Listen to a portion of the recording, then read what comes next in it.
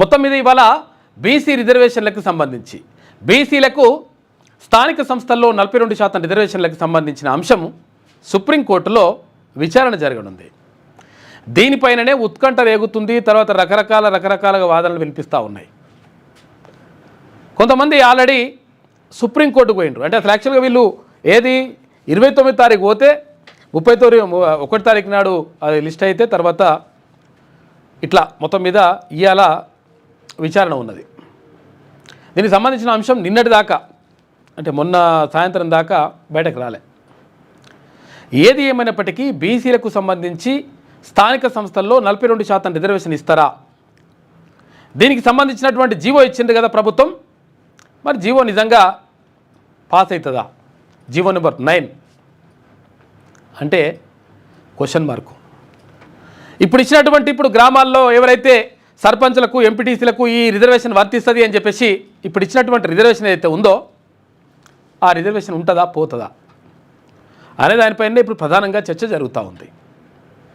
కాబట్టి అసలు యాక్చువల్గా మ్యాక్సిమం ఇప్పుడు అందరికీ అంటే అన్ని గ్రామాలకు ఇప్పుడు ఏదైతే గ్రామాలకు కానీ ఇక్కడ ఎంపీటీసీలకు కానీ జెడ్పీటీసీలకు కానీ ఇచ్చినటువంటి రిజర్వేషన్లు గ్యారంటీ లేని పరిస్థితి. ఎందుకంటే సుప్రీంకోర్టులో ఒకవేళ 42% రిజర్వేషన్కి సంబంధించి సుప్రీంకోర్టు ఓకే చెప్తే ఇక్కడ హైకోర్టు కొంతవరకు అవకాశం ఉండే, కానీ సుప్రీంకోర్టులో అంత ఈజీగా ఉండదు లెక్క. ఎందుకంటే ఒకవేళ ఇది సుప్రీంకోర్టులో కనుక ఈ కేసు రిజర్వేషన్ ఇస్తూ తీర్పు చెప్తే ఇది దేశవ్యాప్తంగా అందరికీ వర్తిస్తుంది. కాబట్టి సుప్రీంకోర్టులో చెప్పేటువంటి అవకాశం లేదు. పెద్ద లాయర్లే పెట్టినరు. ఎవరు? అభిషేక్ సింఘ్వి తర్వాత ఇంకొక దవేల్ని, ఇద్దరు లాయర్లు పెద్ద లాయర్లనే పెట్టింది రాష్ట్ర ప్రభుత్వం. లాయర్లు పెట్టినా కానీ ఆ కేసులో దమ్ము ఉండాలి కదా. అది ఇప్పుడు ఏం చేయాలి అసలు యాక్చువల్గా ఎవరన్నా కోర్టుకు పోకుండా ప్రయత్నం చేయాలంటే ఇప్పుడు అది ఎవరి స్వేచ్ఛ వాళ్ళకు ఉంటుంది. మనం కోర్టుకు పోదని చెప్పడానికి కూడా వెళ్ళలేదు. కానీ కోర్టుకు వెళ్ళినరు, అయిపోయింది లెక్క. ఇవాళ సుప్రీంకోర్టులో మొత్తం మీద 42% రిజర్వేషన్కి సంబంధించి బీసీలకు ఉంటుందా పోతుందా? ఇదే కాదు, ఇంకా యూనివర్సిటీలలో కూడా ఎట్లిస్తారు, తర్వాత ఇక్కడ విద్యా ఉద్యోగాలను ఎట్లిస్తారని చెప్పేసి కూడా దాని మీద కూడా కథ నడుస్తూ ఉంది. కాబట్టి బీసీలకు రిజర్వేషన్ ఇచ్చే కాడ కళ్ళు మండుతూ ఉన్నాయి కొంతమందికి. ఇదంటే అట్టెట్లా మాట్లాడతారు, ఇట్టెట్లా మాట్లాడతారు. ఏమైంది రాబాయ్, నీకు ఏమైంది? ఇప్పుడు నిజంగా ఒకవేళ రిజర్వేషన్ ఇస్తే తప్పేమున్నది? 62% ఉన్నటువంటి ప్రజలకు 42% రిజర్వేషన్ ఇస్తా అంటే కళ్ళకు మంట ఎందుకు అని చెప్పేసి అడుగుతూ ఉన్నది బీసీ సమాజం. కానీ దీనికి సంబంధించి మాట్లాడరు. తర్వాత ఇప్పుడు ఏంది, నిన్న ఉప ముఖ్యమంత్రి భట్టి విక్రమార్క, తర్వాత మంత్రులు ఎవరు పొన్నం ప్రభాకర్ గౌడ్, ఇటు వాకిటి శ్రీహరి కొంతమందితో కలిసి ఓ బృందాన్ని పంపించరు ఢిల్లీకి. ఎందుకంటే మేము బాగా అడ్డుకోవడానికి ప్రయత్నం చేస్తున్నాం. నిజంగా అడ్డుకోవడానికి ప్రయత్నం చేస్తే మంత్రులు పంపించాల్సిన అవసరం లేదు. గట్టిగా లాయర్లు చూసుకుంటారు. అది మంత్రులు పోయి అక్కడ సుప్రీంకోర్టులో వాదనలు వినిపించేది ఏమి ఉండదు. కానీ కాకపోతుందంటే రాష్ట్ర ప్రభుత్వం ఏం చేస్తూ ఉందంటే మేము అన్ని ప్రయత్నాలు చేస్తున్నాము, మేము మంత్రులు కూడా పంపించినాం. మంత్రులను పంపిస్తే ఏం చేస్తారు? మంత్రులు ఏమన్నా పోయి ఆడ వాదనలు వినిపించేది ఉంటుందా? సుప్రీంకోర్టులో ఏమైనా చెప్పేది ఉంటుందా? అక్కడ వాదించాల్సింది చెప్పాల్సింది లాయర్లు, అడ్వకేట్లు చెప్దాం అనుకున్నా కానీ మరి ఒకవేళ నిజంగా అవి సహకరిస్తాయా? నమ్మకం లేదు, గ్యారంటీ లేనటువంటి పరిస్థితి. మొత్తం మీద బీసీలకు ఇచ్చినట్టే ఇచ్చి మళ్ళీ గుంజుకునేటువంటి నోటికాడ బుక్కను గుంజుకునేటువంటి ప్రయత్నము జరుగుతూ ఉంది. కాబట్టి ఇది నమ్మలేం దొర అనేటువంటి పరిస్థితి కనిపిస్తూ ఉంది.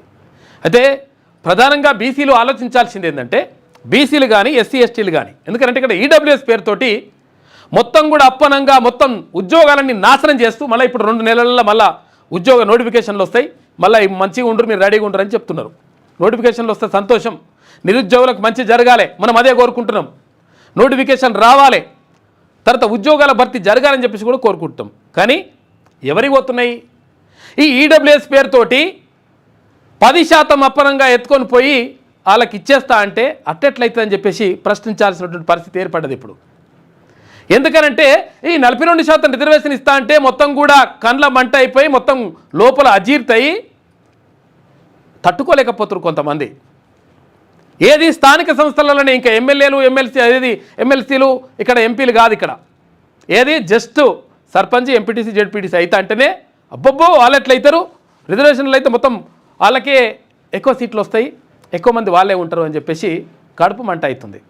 కాబట్టి మరి ఎందుకు ఉపేక్షించాలి ఇక్కడ బీసీలు కానీ ఎస్సీలు కానీ ఎస్టీలు కానీ? మన ఉద్యోగాలను మొత్తం కూడా కొల్లగొట్టుకొని పోతుంటే అక్కడ తక్కువ మార్కులు వచ్చినటువంటి వాళ్లకు ఉద్యోగాలు వస్తూ ఉంటే మనం అగ్రవర్ణ పేదలను అనట్లేదు, అగ్రవర్ణ పేదలకు మంచి జరగాలి. కానీ ఎంతమంది ఉన్నారు వాళ్ళ ఎంత పర్సెంటేజ్ ఉంది అంత పర్సెంటేజ్ వరకు ఇచ్చుకొని ప్రాబ్లం లేదు. కానీ 10% ఇష్టం వచ్చినట్టుగా ఇచ్చేసి 100 ఎకరాలు 50 ఎకరాలు 100 ఎకరాలు ఉన్నోళ్లకు, తర్వాత కోటీశ్వరులకు, కోట్ల డబ్బులు ఉన్నోళ్లకు ఈ 10% ఏది ఈడబ్ల్యూఎస్ పేరుతో రిజర్వేషన్ ఇస్తా అంటే అక్కడ సుప్రీంకోర్టు అడ్డుకోదు, ఇక్కడ హైకోర్టు అడ్డుకోదు, ఇక్కడ మనుషులు అడ్డుకోరు, ఎవడు ఉండదు లెక్క. వాళ్ళకు మాత్రం లైన్ క్లియర్, మొత్తం అంతా లెక్క అంతా కూడా సాప్ లైన్ క్లియర్ ఉంటుంది. కానీ బీసీలకు సంబంధించి వచ్చినప్పుడు అరే అట్టెట్లయితుంది, ఇది రాజ్యాంగానికి విరుద్ధం, ఇది చట్టానికి విరుద్ధం, ఇట్లా మొత్తం పెది ఈ స్లాబ్ దాటొద్దు, నీ స్లాబు మన్ను మశాడు ఓడి పెట్టిందిరా నాయన స్లాబు, ఇగో ఇట్లుంటుంది అనమాట. కాబట్టి ఒక్కటే పని చేయాలి, ఇంకేం అవసరం లేదు. ఇక రిజర్వేషన్లు గ్యారంటీ లేని కథ ఇదంతా కూడా ఒక డ్రామా నడుస్తూ ఉంది. రేపు ఏమంటారు, రేపు వచ్చి ప్రకటన చేస్తారుగా, ఇవాళ అయిపోతుంది, ఇవాళనే తెలిసి తేలిపోతుంది లెక్క. ఎల్లుండి మళ్ళీ ఇంకా హైకోర్టులో కూడా ఉన్నది, ఇవాళ లెక్క తేలిపోతుంది సుప్రీంకోర్టులో. తేలిపోయినాక మేము చాలా ప్రయత్నం చేసినా కానీ ఏం చేయలేకపోయినాం. మేము అన్ని విధాలా ప్రయత్నం చేసినాం బీసీలకు రిజర్వేషన్ ఇద్దామని, కొంతమంది కావాలని చెప్పేసి ఇవ్వకుండా అడ్డుకున్నారు. కాబట్టి పార్టీ తరఫున మేము 42% రిజర్వేషన్ 42% మలిచిపెట్టుకోరు పార్టీ తరఫున ఇచ్చేది. విషయం ఏంటంటే నిజంగా ఒకవేళ ఇది చాలామంది అనుకోవచ్చు అసలు యాక్చువల్గా పార్టీ తరఫున ఇస్తే ఏంది, లేకపోతే డైరెక్ట్గా రిజర్వేషన్ వస్తే ఏంది అంటే, డైరెక్ట్గా రిజర్వేషన్ వస్తే 42% ఏదైతే మొత్తం రిజర్వేషన్ అమలైతే ఆ 42%లో కేవలం బీసీలు మాత్రమే పోటీ చేస్తారు, ఏ పార్టీడైనా కానీ. అటు కాంగ్రెస్ పార్టీ కానీ, బీఆర్ఎస్ కానీ, బీజేపీ కానీ, ఇంకే పార్టీ అయినా సరే ఎవరు పోటీ చేస్తారు అంటే బీసీలు మాత్రమే ఉంటారు. ఈ 42%లో 100కి 42 మంది ఎవరైతే సర్పంచులు కానీ, ఎంపీటీసీలు కానీ, జెడ్పీటీసీలు కానీ వీళ్ళు ఎవరైతే ఉంటారో వాళ్ళు 100% 42% మంది కేవలం ఏది రిజర్వేషన్ల ద్వారా ఎన్నికైనటువంటి ప్రజాప్రతినిధులు అక్కడ గ్యారంటీగా ఉంటారు. మరి పార్టీ తరఫున ఇస్తే ఎట్లా? పార్టీ తరఫున ఇస్తే ఎట్లయితే అంటే మోసం జరుగుతుంది. ఏమవుతుంది, గెలవనోనికి ఇక్కడ బీసీకి టికెట్ ఇస్తారు, గెలిచే అంటే ఇంకో రకంగా ఆయన పైన ఇంకొంచెం పైసలకు బాగా ఖర్చు పెట్టడానికి, లేకపోతే అటు ఇటు పతారున్నోనికి ఇంకొక ఓసీకి టికెట్ ఇస్తారు. ఏమవుతుంది, బీసీలు వీక్తాయి, అక్కడ ఓసీలే పెరుగుతాయి. పార్టీ తరఫున ఇస్తే నష్టం జరుగుతుంది, మోసపోతాం. ఒకవేళ పూర్తిగా రిజర్వేషన్ 42% అమలైతే ఏమవుతుంది, ఈ 42%లో 42% మంది బరాబరు ఎన్నికైతారు. వీళ్ళతో పాటు ఎవరైతే ఓపెన్ కోటా ఉంటుందో ఆ ఓపెన్ కోటాలో కూడా సర్పంచులుగా, ఎంపీటీసీలుగా, జెడ్పీటీసీలుగా బీసీలు ఎన్నికయ్యేటువంటి అవకాశం ఉంటుంది. అప్పుడు 60% నుంచి 70% దాకా బీసీలే ప్రజాప్రతినిధులుగా ఉంటారు. అక్కడ ఎస్సీ ఎస్టీ బిడ్డలకు వాళ్ళకు కావాల్సినటువంటి వాటా వాళ్లకు కూడా దక్కుతుంది. కానీ ఇది జరగొద్దు. ఇది జరగొద్దు అంటే ఏం చేయాలి, మొత్తం మీద అక్కడ సుప్రీంకోర్టుకు పోయి అడ్డుకోవాలి, హైకోర్టుకు పోయి అడ్డుకోవాలి. ఎందుకంటే అడ్డుకోకపోతే ఎవరినైనా పెట్టి ఎగేయాలి. ఇక ఇటువంటి కథ నడుస్తూ ఉందన్నమాట. కాబట్టి ప్రజలు ఏం చేయాలి, మరి బీసీ సమాజం ఏం చేయాలి? మొత్తం అన్యాయం జరుగుతుంది, మొత్తం ఇక బాధతోటి మొత్తం కూర్చుందామా, లేకపోతే ఇట్లా బాధపడదామా? ఏం అవసరం లేదు. ఎందుకంటే ఓటు మన దగ్గర ఉన్నది. ఓటు ఉన్నది ఇక్కడ బీసీల దగ్గర, ఎస్సీ ఎస్టీ మైనార్టీల దగ్గర ఓట్లు ఉన్నాయి. ఈ ఓట్లన్నీ మనకు మనం వేసుకుంటే అయిపోయాయి. ఎవడనుండనని బీసీ గెలవాలి, ఎవడనుండనని అక్కడ ఎస్సీ ఎస్టీ బిడ్డలు గెలవాలి అని చెప్పేసి ఒక ప్లాన్ చేసుకుంటే క్లియర్గా బరాబర్ లెక్క తేలిపోతుంది. ఎందుకంటే ఓట్లు మన దగ్గర పెట్టుకొని సీట్లు వాళ్ళని అడగడం ఏంది? కాబట్టి అది తేల్చుకోవాల్సినటువంటి అవసరం ఉన్నది. ఎందుకంటే ఇవాళ సుప్రీంకోర్టులో ఎట్లకైనా ఇప్పుడు ఎంత అవుతుందో 12 గంటల వరకు మా 1 గంట దాకాను ఎప్పుడో మొత్తం మీద కథం అవుతుంది కేసు. మరి అని కూడా సాయంత్రం లోపల ఈ కేసు లెక్క తేలిపోతుంది. లెక్క తేలిపోయిన తర్వాత మేము చాలా ప్రయత్నాలు చేసినాం, ఇవ్వలేకపోతున్నాం, కాబట్టి పార్టీ తరఫున ఇచ్చేస్తామని చెప్పేసి ఇటువంటి డైలాగులు కూడా మళ్ళీ వస్తాయి. కాబట్టి అప్రమత్తంగా ఉండండి ప్రజలారా. ఎందుకంటే రిజర్వేషన్ ఉన్నా లేకపోయినా ఓపెన్ కోటా ఉంటుంది కదా, ఓపెన్ కోటా మొత్తం బీసీలదే, క్లియర్ అదే రాసేసుకొని. ఓపెన్ కోటా మొత్తం ఎవరిది కావాలి? బీసీలది కావాలి. ఇంకా కొన్ని చోట్ల ఎస్సీ ఎస్టీ మైనార్టీ బిడ్డలది కావాలి. లెక్క తేలిపోతుంది. కలిసి ఓట్లు వేసుకుంటే బరాబర్ గుద్దితే ఎక్కడ ఏం పడాలనో అది పడుతుంది లెక్క. దమ్మున్నోడే దుమ్ములేలు పెడతాడు. కాబట్టి దమ్మున్నటువంటి మనుషులం కాబట్టి, దమ్మున్నటువంటి లెక్క కాబట్టి, ఎందుకంటే మంది బలం మస్తుకున్నది కాబట్టి, ఇట్లా ఓట్ల ద్వారానే ఎన్నుకునేది కాబట్టి ఓట్లు వేసుకుంటే లెక్క తేలిపోతుంది. ఇంకట్లా కాకుండా అయ్యో ఎట్లా అయిపోయి ఏం అవసరం లేదు దానికి. ఎందుకంటే వాళ్ళు ఇవ్వమంటే ఇయ్యరు, గుంజుకోవాలి. అడుక్కుంటే మన ఆకలి తీరదు, గుద్ది గుంజుకుందామురు అని చెప్పేసి గద్దర్ అంటాడు. గద్దరన్న ఇక్కడనే పాట పాడాడు పాపం ఆయన అకాల మరణంతో. కాకపోతే ప్రజల గుండెలలో ఉండిపోయిండు. అడుక్కుంటే మన ఆకలి తీరదు, ఏం చేయాలి, గుద్ది గుంజుకోవాలిరా, తీసుకోవాలి, గుంజుకోవాలంతే బిడా, లేకపోతే ఇది నడుస్తట్లేదు లెక్క అని చెప్పిండు. కాబట్టి బీసీ ప్రజలు కానీ ఎస్సీ ఎస్టీ మైనార్టీలందరూ కూడా చేయాల్సింది ఏంటి అంటే, ఓటు అనే ఆయుధం మన చేతులు ఉన్నది కాబట్టి ఎవడో ఇక రిజర్వేషన్ ఇవ్వాలి, ఏం చేయాలో కాదు, బరాబర్ మనోడవడో మందోడవడో చూసుకోవాలి, గుద్దుకోవాలి, అంతే లెక్క. ఆటోమేటిక్గా లెక్క సెట్ అయిపోతుంది. కాబట్టి దాని మీద ఉంటే మంచిగా ఉంటుంది. ఇంకా చాలా విషయాలు మనం మాట్లాడుకుందాం. బాధ అనిపిస్తుంది, ఎందుకంటే జస్ట్ సర్పంచ్ ఎంపీటీసీ జడ్పీటీసీలు అయిదామంటేనే, కొంతమంది అయిదామంటేనే వాళ్ళ కలుపుమంట కాళ్ళమంట తర్వాత లోపల అజీతి చేస్తుంది అంటే చూసుకోరు, ఒకసారి అర్థం చేసుకోరి. అంటే దాన్ని కూడా జీర్ణించుకోలేకపోతూ ఉన్నారు. మరి ఎందుకు వేయాలి ఓట్లు వాళ్ళకు, ఎందుకు వాళ్ళని గద్దె పైన కూర్చోబెట్టాలి, ఎందుకు ఎమ్మెల్యేలను చేయాలి, ఎందుకు ఎంపీలను చేయాలి, ఎందుకు ఎమ్మెల్సీలను చేయాలి, ఇవన్నీ ఎందుకు చేయాలి? మనం ఒక్కసారి ఆలోచించుకుంటే లెక్క తేలిపోతుంది. ఎందుకంటే వడ్డించేటోడు మనోడు ఉంటే లెక్క బరాబర్ ఉంటుంది.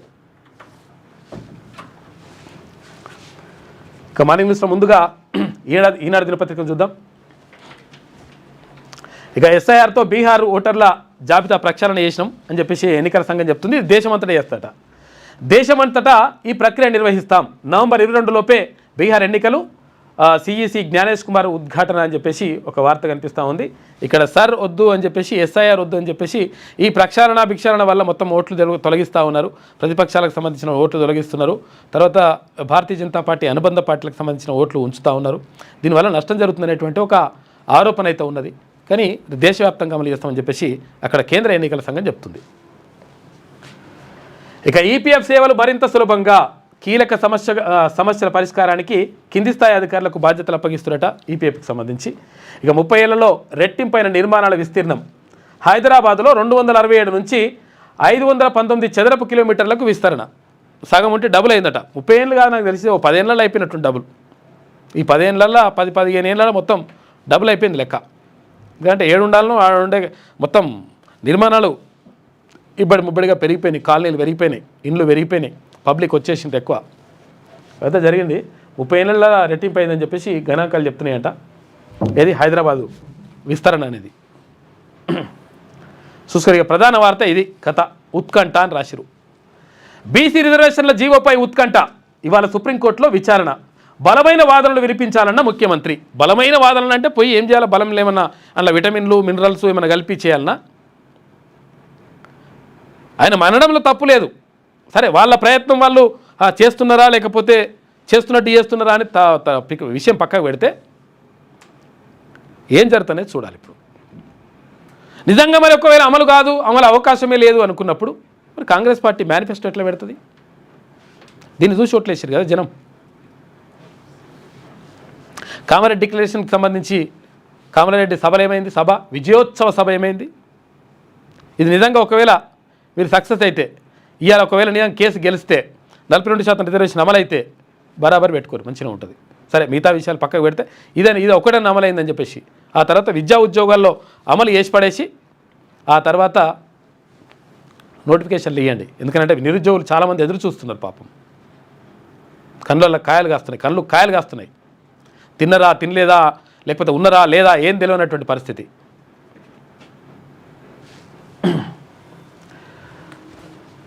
బలమైన వాదనలు వినిపించాలన్న ముఖ్యమంత్రి రేవంత్ ఆదేశంతో ఢిల్లీకి బట్టి, పొన్నం, వాకిటి శ్రీహరి న్యాయవాదులతో భేటీ అయినరు. అక్కడ ఉన్న ఫోటో అదే.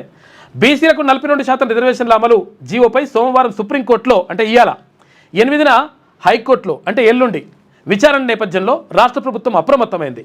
ఇక స్థానిక సంస్థల ఎన్నికల తొలి దశ నోటిఫికేషన్ను ఈ నెల 9న జారీ చేయనున్నట్లు రాష్ట్ర ఎన్నికల సంఘం ఇప్పటికే ప్రకటించిన విషయం తెలిసిందే. ఈ నేపథ్యంలో ఈ ఎన్నికల్లో 42% బీసీ రిజర్వేషన్ల అమలుకు జారీ చేసిన జీవోపై సుప్రీంకోర్టులో జరగనున్న విచారణపై ఉత్కంఠ నెలకొంది. ఈ జీవో చెల్లుబాటును సవాలు చేస్తూ దాఖలైన పిటిషన్పై సుప్రీంకోర్టులో బలమైన వాదనలు వినిపించేందుకు అన్ని ఏర్పాట్లు చేయాలని సీఎం రేవంత్ రెడ్డి ఇటు అధికారులను అటు పార్టీ నేతలను ఆదేశించారు. ఈ అంశంపై ఆదివారం ఎమ్మెల్యే క్వార్టర్స్లో అఖిల భారత కాంగ్రెస్ కమిటీ అంటే ఏఐసిసి రాష్ట్ర ఇన్ఛార్జి మీనాక్షి నటరాజన్, ఉప ముఖ్యమంత్రి బట్టి విక్రమార్క, పిసిసి అధ్యక్షుడు మహేష్ కుమార్ గౌడ్, ఇక్కడ మంత్రులు పొన్నం ప్రభాకర్ గౌడ్, వాకిటి శ్రీహరిలు సుదీర్ఘంగా చర్చించి సీఎంకు వివరాలు తెలిపారు. సీనియర్ న్యాయకోవిధులతో ముందే మాట్లాడాలని ముఖ్యమంత్రి ఆదేశించడంతో భట్టి, పొన్నం, వాకిటి శ్రీహరి ఆదివారం సాయంత్రం నిన్న ఢిల్లీ పోయినరు. ఇక స్థానిక సంస్థలు ఇటు జూబ్లీహిల్స్ ఉప ఎన్నికల్లో ప్రచార కార్యక్రమాలపైన చర్చించినట్లు నేతలు తెలిపారు. భాజపా ఓటు చోరీకి వ్యతిరేకంగా ఈ నెల 16లోగా గ్రామాల సంతకాల సేకరణ పూర్తి చేయాలని పార్టీ శ్రేణులకు సూచించారు. మంత్రులు, ఎమ్మెల్యేలంతా ఈ కార్యక్రమాల్లో పాల్గొనాలని మీనాక్షి నటరాజన్ చెప్పినట్లు సమాచారం అని చెప్పేసి ఒక వార్త కనిపిస్తూ ఉంది. ఇంకో ఇట్లా పరిస్థితి ఉన్నది.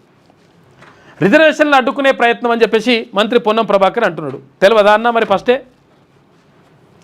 ఎమ్మెల్యే క్వార్టర్స్లో సమావేశం అనంతరం మంత్రి పొన్నం ప్రభాకర్ మీడియాతో మాట్లాడుతూ తెలంగాణ ప్రభుత్వం బీసీలకు 42% రిజర్వేషన్ల అమలుకు తీసుకుంటున్న చర్యలను కొందరు అడ్డుకునే ప్రయత్నం చేస్తున్నారని ఆరోపించారు. మరి అడ్డుకుంటున్న మీరు కూడా అడ్డుకోవాల్సింది.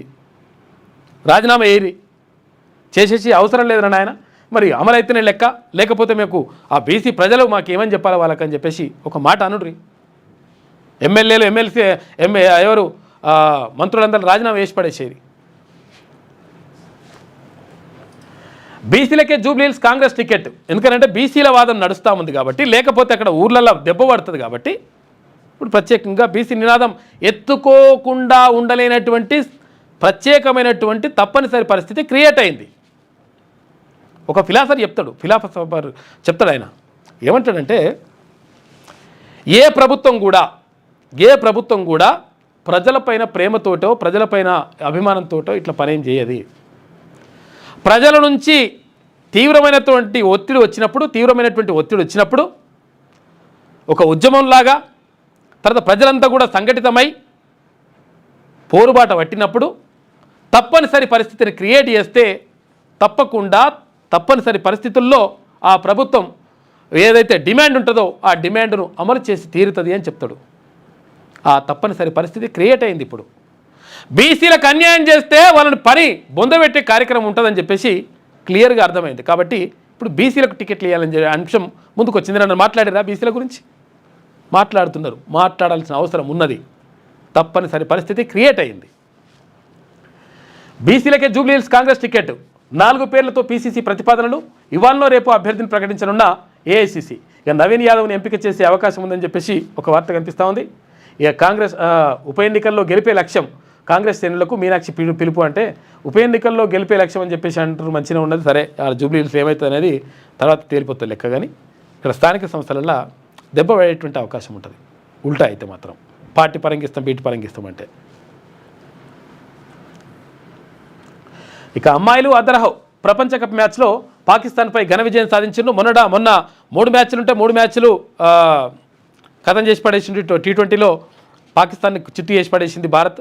ఇప్పుడు అమ్మాయిలు కూడా విజయం సాధించారు.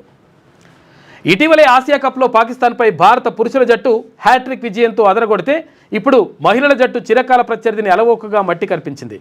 ఇక మహిళల వన్డే ప్రపంచ కప్లో ఆదివారం భారత్ 88 పరుగుల తేడాతో పాక్పై ఘన విజయం సాధించింది. మొదట హర్లిన్ డియోల్, తర్వాత రిచా ఘోష్ రాణించడంతో భారత్ 50 ఓవర్లలో 247 పరుగులు చేసి ఆల్అవుట్ అయింది. అనంతరం క్రాంతి గౌడ్, దీప్తి శర్మ, స్నేహ్ రాణాల ధాటికి పాక్ 43 ఓవర్లలోనే 159 పరుగులకే కుప్పగూలిపోయింది. టోర్నీలో భారత్కి ఇది వరుసగా 2వ విజయం కాగా పాక్కు 2వ ఓటమి. మంచిగా అమ్మాయిలు కూడా గెలుస్తున్నారు.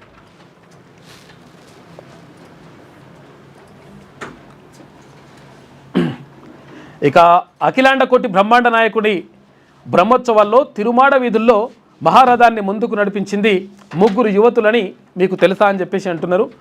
పైగా వీరిలో ఒకరు డాక్టరు, ఒకరు ఇంజనీరు, మరొకరు చార్టర్ అకౌంటెంట్ అంట. వసుంధరలో ప్రత్యేక కథనం వేసినట్టున్నారు. వసుంధరలో ఒకసారి చూద్దాం ఎందుకు అమ్మాయిల్ని వాళ్ళే నడిపించారట. ఏది మొన్న బ్రహ్మోత్సవాలు అయితే కదా, తిరుమల తిరుపతి దేవస్థానానికి సంబంధించినటువంటి బ్రహ్మోత్సవాలు అయితే కదా, ఈ బ్రహ్మోత్సవాల్లో అక్కడ రథోత్సవం ఉంటుందిగా, రథోత్సవం నడిపింది అమ్మాయిలే అని చెప్పేసి వార్త కనిపిస్తుంది. ఏం కథను ఒకసారి చూద్దాం. వసుంధరల కావడం విశేషం. వీరిలో ఖ్యాతిశ్రీ డాక్టర్గా, హర్షిని ఇంజనీర్గా, మిగతా సీఏగా పనిచేస్తూనే ఈ క్రతువులో సేవలు అందిస్తున్నారు. వీరితో వసుంధర మాట్లాడింది. రథాన్ని నియంత్రించడం పురుషులకే కష్టమైన పని. పైగా ఇసుకే సేరాలనంత భక్తజనం ఏమాత్రం అప్రమత్తంగా లేకపోయినా ప్రాణాలకే ప్రమాదం. అలాంటి పని అమ్మాయిలు ఏం చేస్తారు అని ఎన్నో అనుమానాలు. వాటన్నింటినీ మేము పటాపంచలు చేశాం. ఆ శ్రీనివాసుడి సేవకు వినియోగించే రథాన్ని ముందుకు నడిపించే అవకాశాన్ని మా అదృష్టంగా భావిస్తున్నామని చెప్పేసి అంటున్నారంట. వీళ్ళు ఎట్లా నడిపించారు ఏం కథ అనేది పెద్ద స్టోరీ ఉన్నట్టుంది. ఈ ముగ్గురు నడిపించారట రథాన్ని. ఏది బ్రహ్మోత్సవాల సందర్భంగా దసరా ఏదేది ఉంటాయి కదా, నవరాత్రుల సందర్భంగా దసరా బ్రహ్మోత్సవాలు ఉంటాయి. ప్రతిసారి 2 సార్లు బ్రహ్మోత్సవాలు జరుగుతాయి తిరుమల తిరుపతి దేవస్థానానికి సంబంధించి. ఇక్కడ దసరా బ్రహ్మోత్సవాలు, తర్వాత అక్కడ ప్రతి సంవత్సరం జరిగేటువంటి మల్లో బ్రహ్మోత్సవాలు 2 ఉంటాయి. కంప్యూటర్లకు కొత్త ముప్పు ఫేస్ జాకింగ్ అట. కాబట్టి జాగ్రత్తగా ఉండండి అని చెప్పేసి ఒక వార్త కనిపిస్తూ ఉంది. ఏ రోడ్డు చూసినా హైదరాబాద్లోని రోడ్లపై 30,000 గుంతలున్నాయట.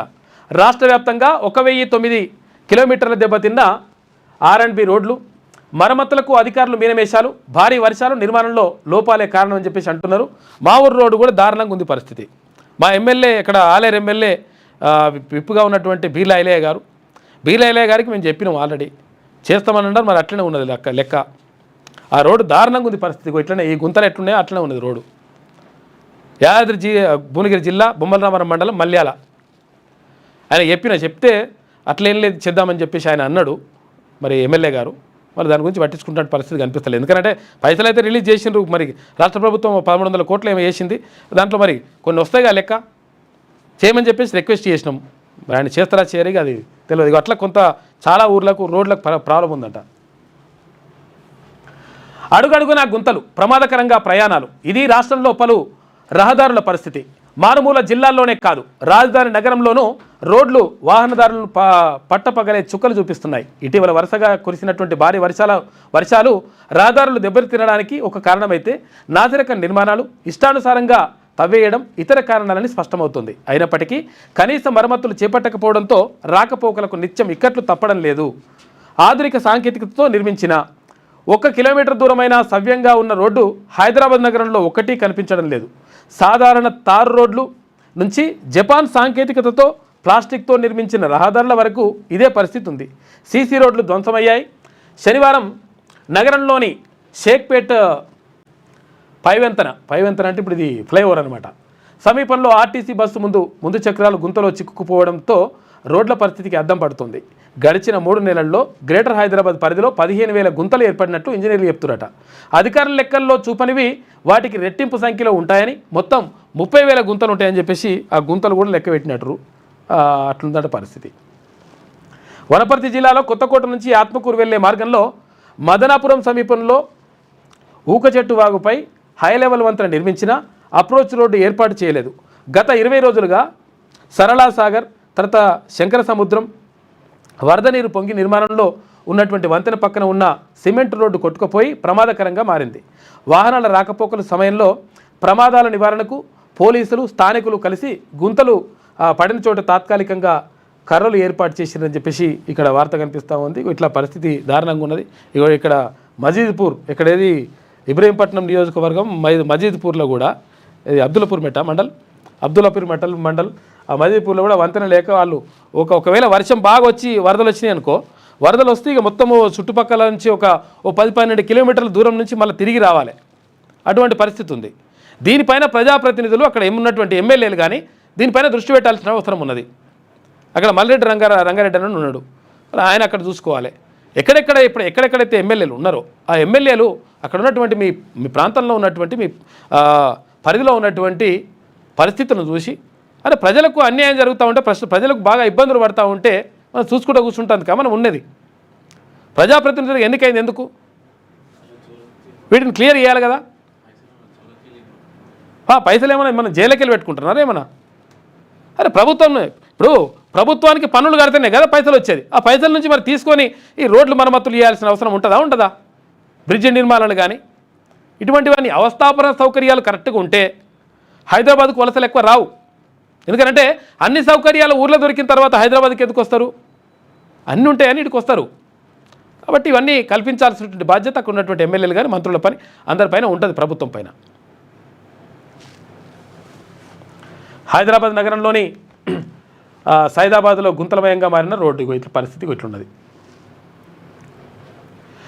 ఇక డీలా పడిపోతున్నారు.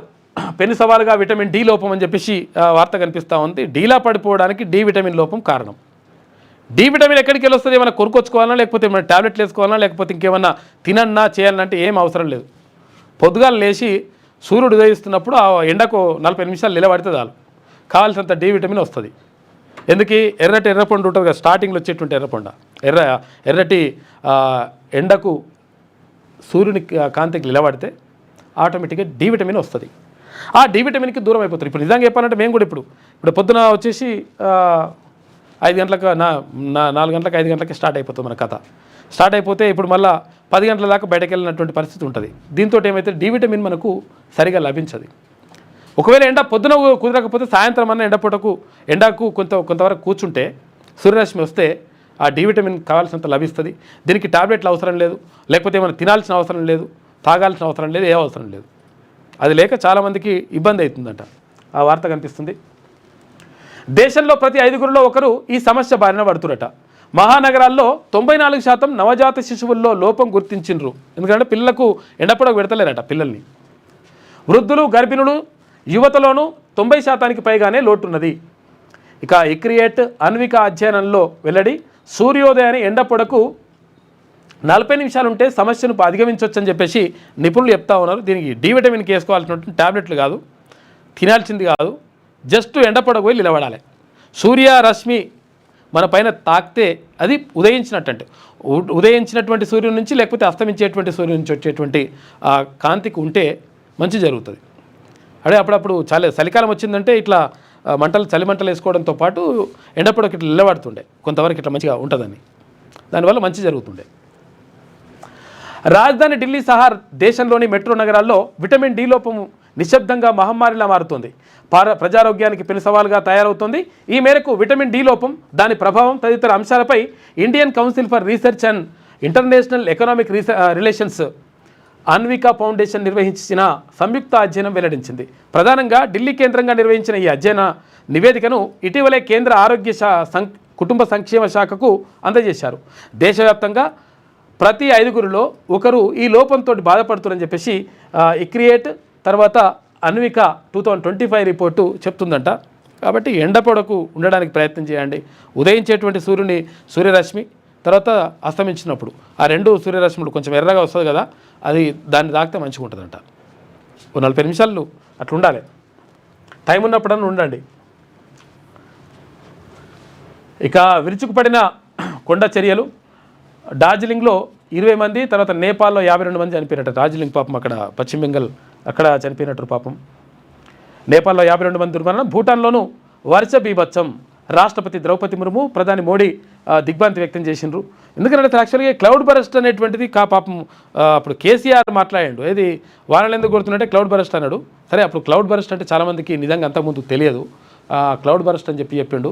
ఆ క్లౌడ్ బరస్ట్ రెగ్యులర్గా జరుగుతూ ఉంది. ఇప్పుడు ఎక్కడ ఉత్తరాది రాష్ట్రాల్లో ఇంకెక్కువ జరుగుతుందంట.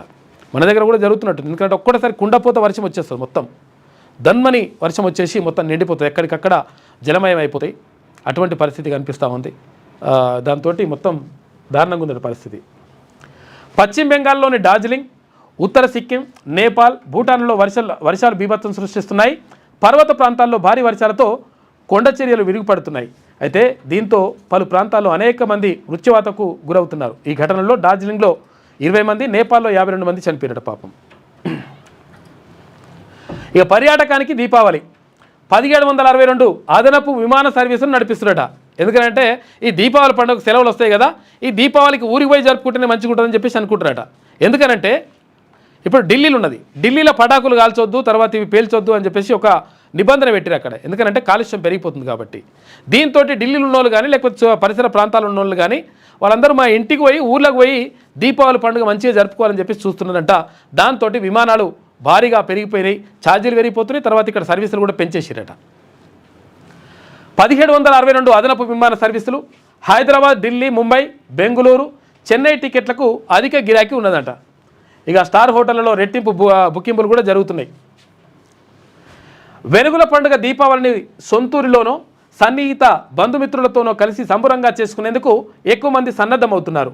ఉద్యోగ వ్యాపారాలు రీత్యా దూర ప్రాంతాల్లో ఉన్నవారు పిల్లలను స్వస్థలాలకు తీసుకెళ్లి వారు తమ పెద్దలు బంధువులతో మమేకమయ్యేలా చూసేందుకు ఇదే మంచి తరుణంగా యోచిస్తున్నారు. నగరాల్లో మొబైల్తో గడిపేస్తున్న పిల్లలంతా టపాసులు కాల్చుతూ అందరితో సందడిగా కలిసిపోతారని భావిస్తున్నారు. ఢిల్లీ ప్రాంతంలో టపాసులపై ఆంక్షలు కూడా అక్కడి వారిని స్వస్థలాలకు వెళ్లేలా చేసేందుకు కారణమవుతున్నాయి. ఈసారి దీపావళి పండుగ అక్టోబర్ 20-21 తేదీన వస్తోంది. అవి సోమ మంగళవారాలు కావడంతో ముందుగా శుక్రవారమే బయలుదేరేందుకు అత్యధికులు సన్నాహాలు చేసుకుంటున్నట్లు ట్రావెల్ పోర్టళ్ల నిర్వాహకులు చెప్తున్నారట. తద్వారా 4 రోజులు సన్నిహితులతో సంతోషంగా గడపవచ్చని వాళ్ళు భావిస్తున్నారు. సుదూర ప్రాంతాలకు వెళ్ళాలనుకుంటున్న వారు విమాన టికెట్లు కూడా బుక్ చేసుకుంటున్నట. 3 విమానయాన సంస్థలు సిద్ధంగా ఉన్నాయి. దీపావళి ప్రయాణాలకు గిరాకీని గమనించిన పౌర విమానయాన శాఖ విమాన టికెట్ల ధరలు అనూహ్యంగా పెరగకుండా చూస్తోంది. దేశీయంగా 100 మార్గాల్లో అదనపు సర్వీసులు నడపాలని విమానయాన సంస్థకు సూచించిందంట. ఇష్టం వచ్చినట్టుగా పెంచారు నాయన, పెంచకూరి కొంచెం అట్లే ఉంచురని చెప్పిరట విమానయాన శాఖ. మన తెలుగు ఆయనే మంత్రి ఉన్నాడు కాబట్టి. ఇక చోర విహారం పౌర జాగృతం. చోర విహారం అంటే చోరులు అంటే ఎవరు? దొంగలు. ఈ దొంగలు విహారం చేస్తున్నాడు, వీరు విహారం చేస్తున్నాడు. ఎక్కడ? నిర్మల్ జిల్లాలో చేస్తుంటే ఏం చేయాలని అర్థం కాక రాత్రిపూట ఒకరోజు కొంతమంది ఇట్లాంటి వంతులు పెట్టుకొని రాత్రిపూట కాపలాగాస్తున్నట గ్రామస్తులు. అటువంటి పరిస్థితి ఉందట. నిర్మల్ జిల్లా బాసరలోని వెంకటేశ్వర కాలనీలో తరచూ దొంగతనాలు జరుగుతున్నాయి. భయాందోళనకు గురైన కాలనీవాసులు రాత్రిళ్లు జాగారం చేస్తున్నారు. గత వారంలో 2 సార్లు తాళం వేసిన పలు ఇళ్లల్లో దొంగతనాలు జరిగాయి. దీంతో స్థానికులు వంతుల వారీగా కాలనీలో నిద్రపోకుండా పహారాగాస్తున్నారు. సీసీ కెమెరాలు ఏర్పాటు చేసినా దొంగలను కనిపెట్టలేకపోతున్నారట. వారిని పట్టుకోవడం కోసమే ప్రతిరోజు ఇలా కాస్తున్నట్లు ఒక కాలనీవాసులు పేర్కొన్నారు. దొంగతనాలపై పోలీసులకు ఫిర్యాదు చేశామని, దొంగలను పట్టుకునేందుకు వారు కూడా ప్రయత్నాలు చేస్తున్నట్లు చెప్పిరట. ప్రయత్నాలు చేస్తున్నా ఏం చేసినా సీసీ కెమెరాలు ఉన్నా కానీ అలా దొరకవట్లేకపోతున్నారట దొంగల్ని. అందుకని రోజు కొంతమంది ఇట్లా వంతులు పెట్టుకొని ఇట్లా కాలనీలా నైట్ పూట నిద్రపోతలేనట పాపం. అది ఉన్నది. అంతేనా? ఇది ఈనాడులో ఉన్నటువంటి ప్రధాన కథనాలు. అయితే ఒకసారి మనము వెలుగు దినపత్రిక చూద్దాం. నిన్న కాకా జయంతి ఉండే. బడుగుల పెన్నిది కాకా, ట్యాంక్ బండ్పై విగ్రహానికి ప్రముఖుల నివాళులు. కాకా వెంకటస్వామి బాటలో సాగుతున్నామని చెప్పేసి మంత్రి వివేక్ వెంకటస్వామి అంటున్నాడు. పేదలు కార్మికుల కోసం ఎంతో కృషి చేశారని చెప్పేసి మంత్రి పొన్నం ప్రభాకర్. ఆ మహానేత జీవితం స్ఫూర్తిదాయకం అని చెప్పేసి మంత్రి శ్రీధరబాబు. కాంగ్రెస్కు అంకిత భావంతో పనిచేశారని చెప్పేసి మంత్రి వాకిటి శ్రీహరి. నీతి నిజాయితీకి కాకా నిలువుటద్దం పీసీసీ చీఫ్ మహేష్ కుమార్ గౌడ్. ఆయన సేవలు చిరస్మరణీయమని చెప్పేసి జానారెడ్డి. జనం గుండెలో నిలిచిపోయారని చెప్పేసి అంజన్ కుమార్ యాదవ్. ఏది ఉన్నా ముఖం ముందే చెప్పేవారని చెప్పేసి బండారు దత్తాత్రేయ. తెలంగాణ ఏర్పాటులో కాకా కీలక పాత్ర పోషించారని చెప్పేసి మాల మహానాడు జాతీయ అధ్యక్షుడు చెన్నై అంటున్నాడు. మొత్తం మీద నిన్న ఆయన సేవలు మరవలేనివి. డిప్యూటీ సీఎం బట్టి విక్రమార్క ఘనంగా కాకా వెంకటస్వామి జయంతి వేడుకలు నిన్న నిర్వహించారు. ట్యాంక్ బండ్ మీద ఆయన విగ్రహం ఉన్నది. ఆ విగ్రహం దగ్గర కూడా కార్యక్రమాలు చేసిండ్రు. ఈయన వివేక్ వెంకటస్వామి V6 ఉన్నది కదా, V6 అధినేత ఉన్నటువంటి వివేక్ వెంకటస్వామి వాళ్ళ నాన్న కాకా అంటారు ఆయన ముద్దుగా. ఆయనని గడ్డం వెంకటస్వామి ఆయన పేరు, జి వెంకటస్వామి అంటారు. అయితే ముద్దుగా అంటే అందరికీ పేదలకు పెన్నిదిగా ఉంటాడు అని చెప్పేసి గుడిసెలు వేసుకొని అక్కడ స్థలాలు ఇప్పించినటువంటి పేదలకు స్థలాలు ఇప్పించిండు కాబట్టి ఆయన గుడిసెల వెంకటస్వామిని కూడా అంటారు. ఇక బీసీ రిజర్వేషన్ల జీవోపై ఇవాళ సుప్రీంకోర్టులో విచారణ. బలమైన వాదనలు వినిపించేందుకు రాష్ట్ర సర్కార్ రెడీ అవుతున్నది. ఏం రెడీ అయిందో ఏమో చూడాలి మరి, తేలిపోతుంది అయ్యాలని లెక్క.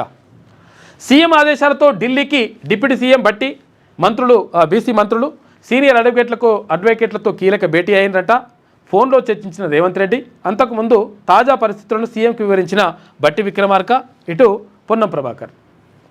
స్థానిక సంస్థల ఎన్నికల్లో బీసీ రిజర్వేషన్లను 42% పెంచుతూ రాష్ట్ర సర్కారు జారీ చేసిన జీవో నెంబర్ 9పై సుప్రీంకోర్టులో సోమవారం అంటే ఇవాళ విచారణ జరగనున్నది.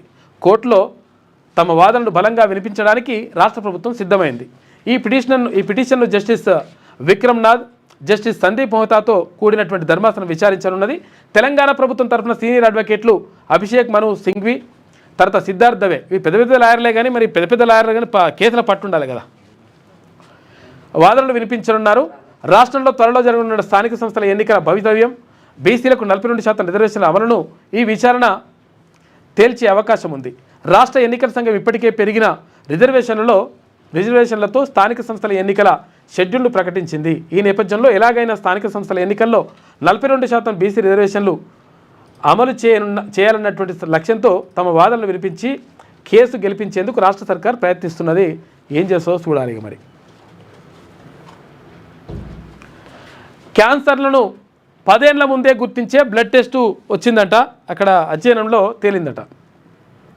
తల మెడ క్యాన్సర్లను 10 ఏళ్ల ముందే గుర్తించే రక్త పరీక్షను హార్వర్డ్ యూనివర్సిటీ అనుబంధ ఎన్జిఓ సంస్థ మాస్ జనరల్ బ్రిగ్హామ్ అభివృద్ధి చేసిందంట.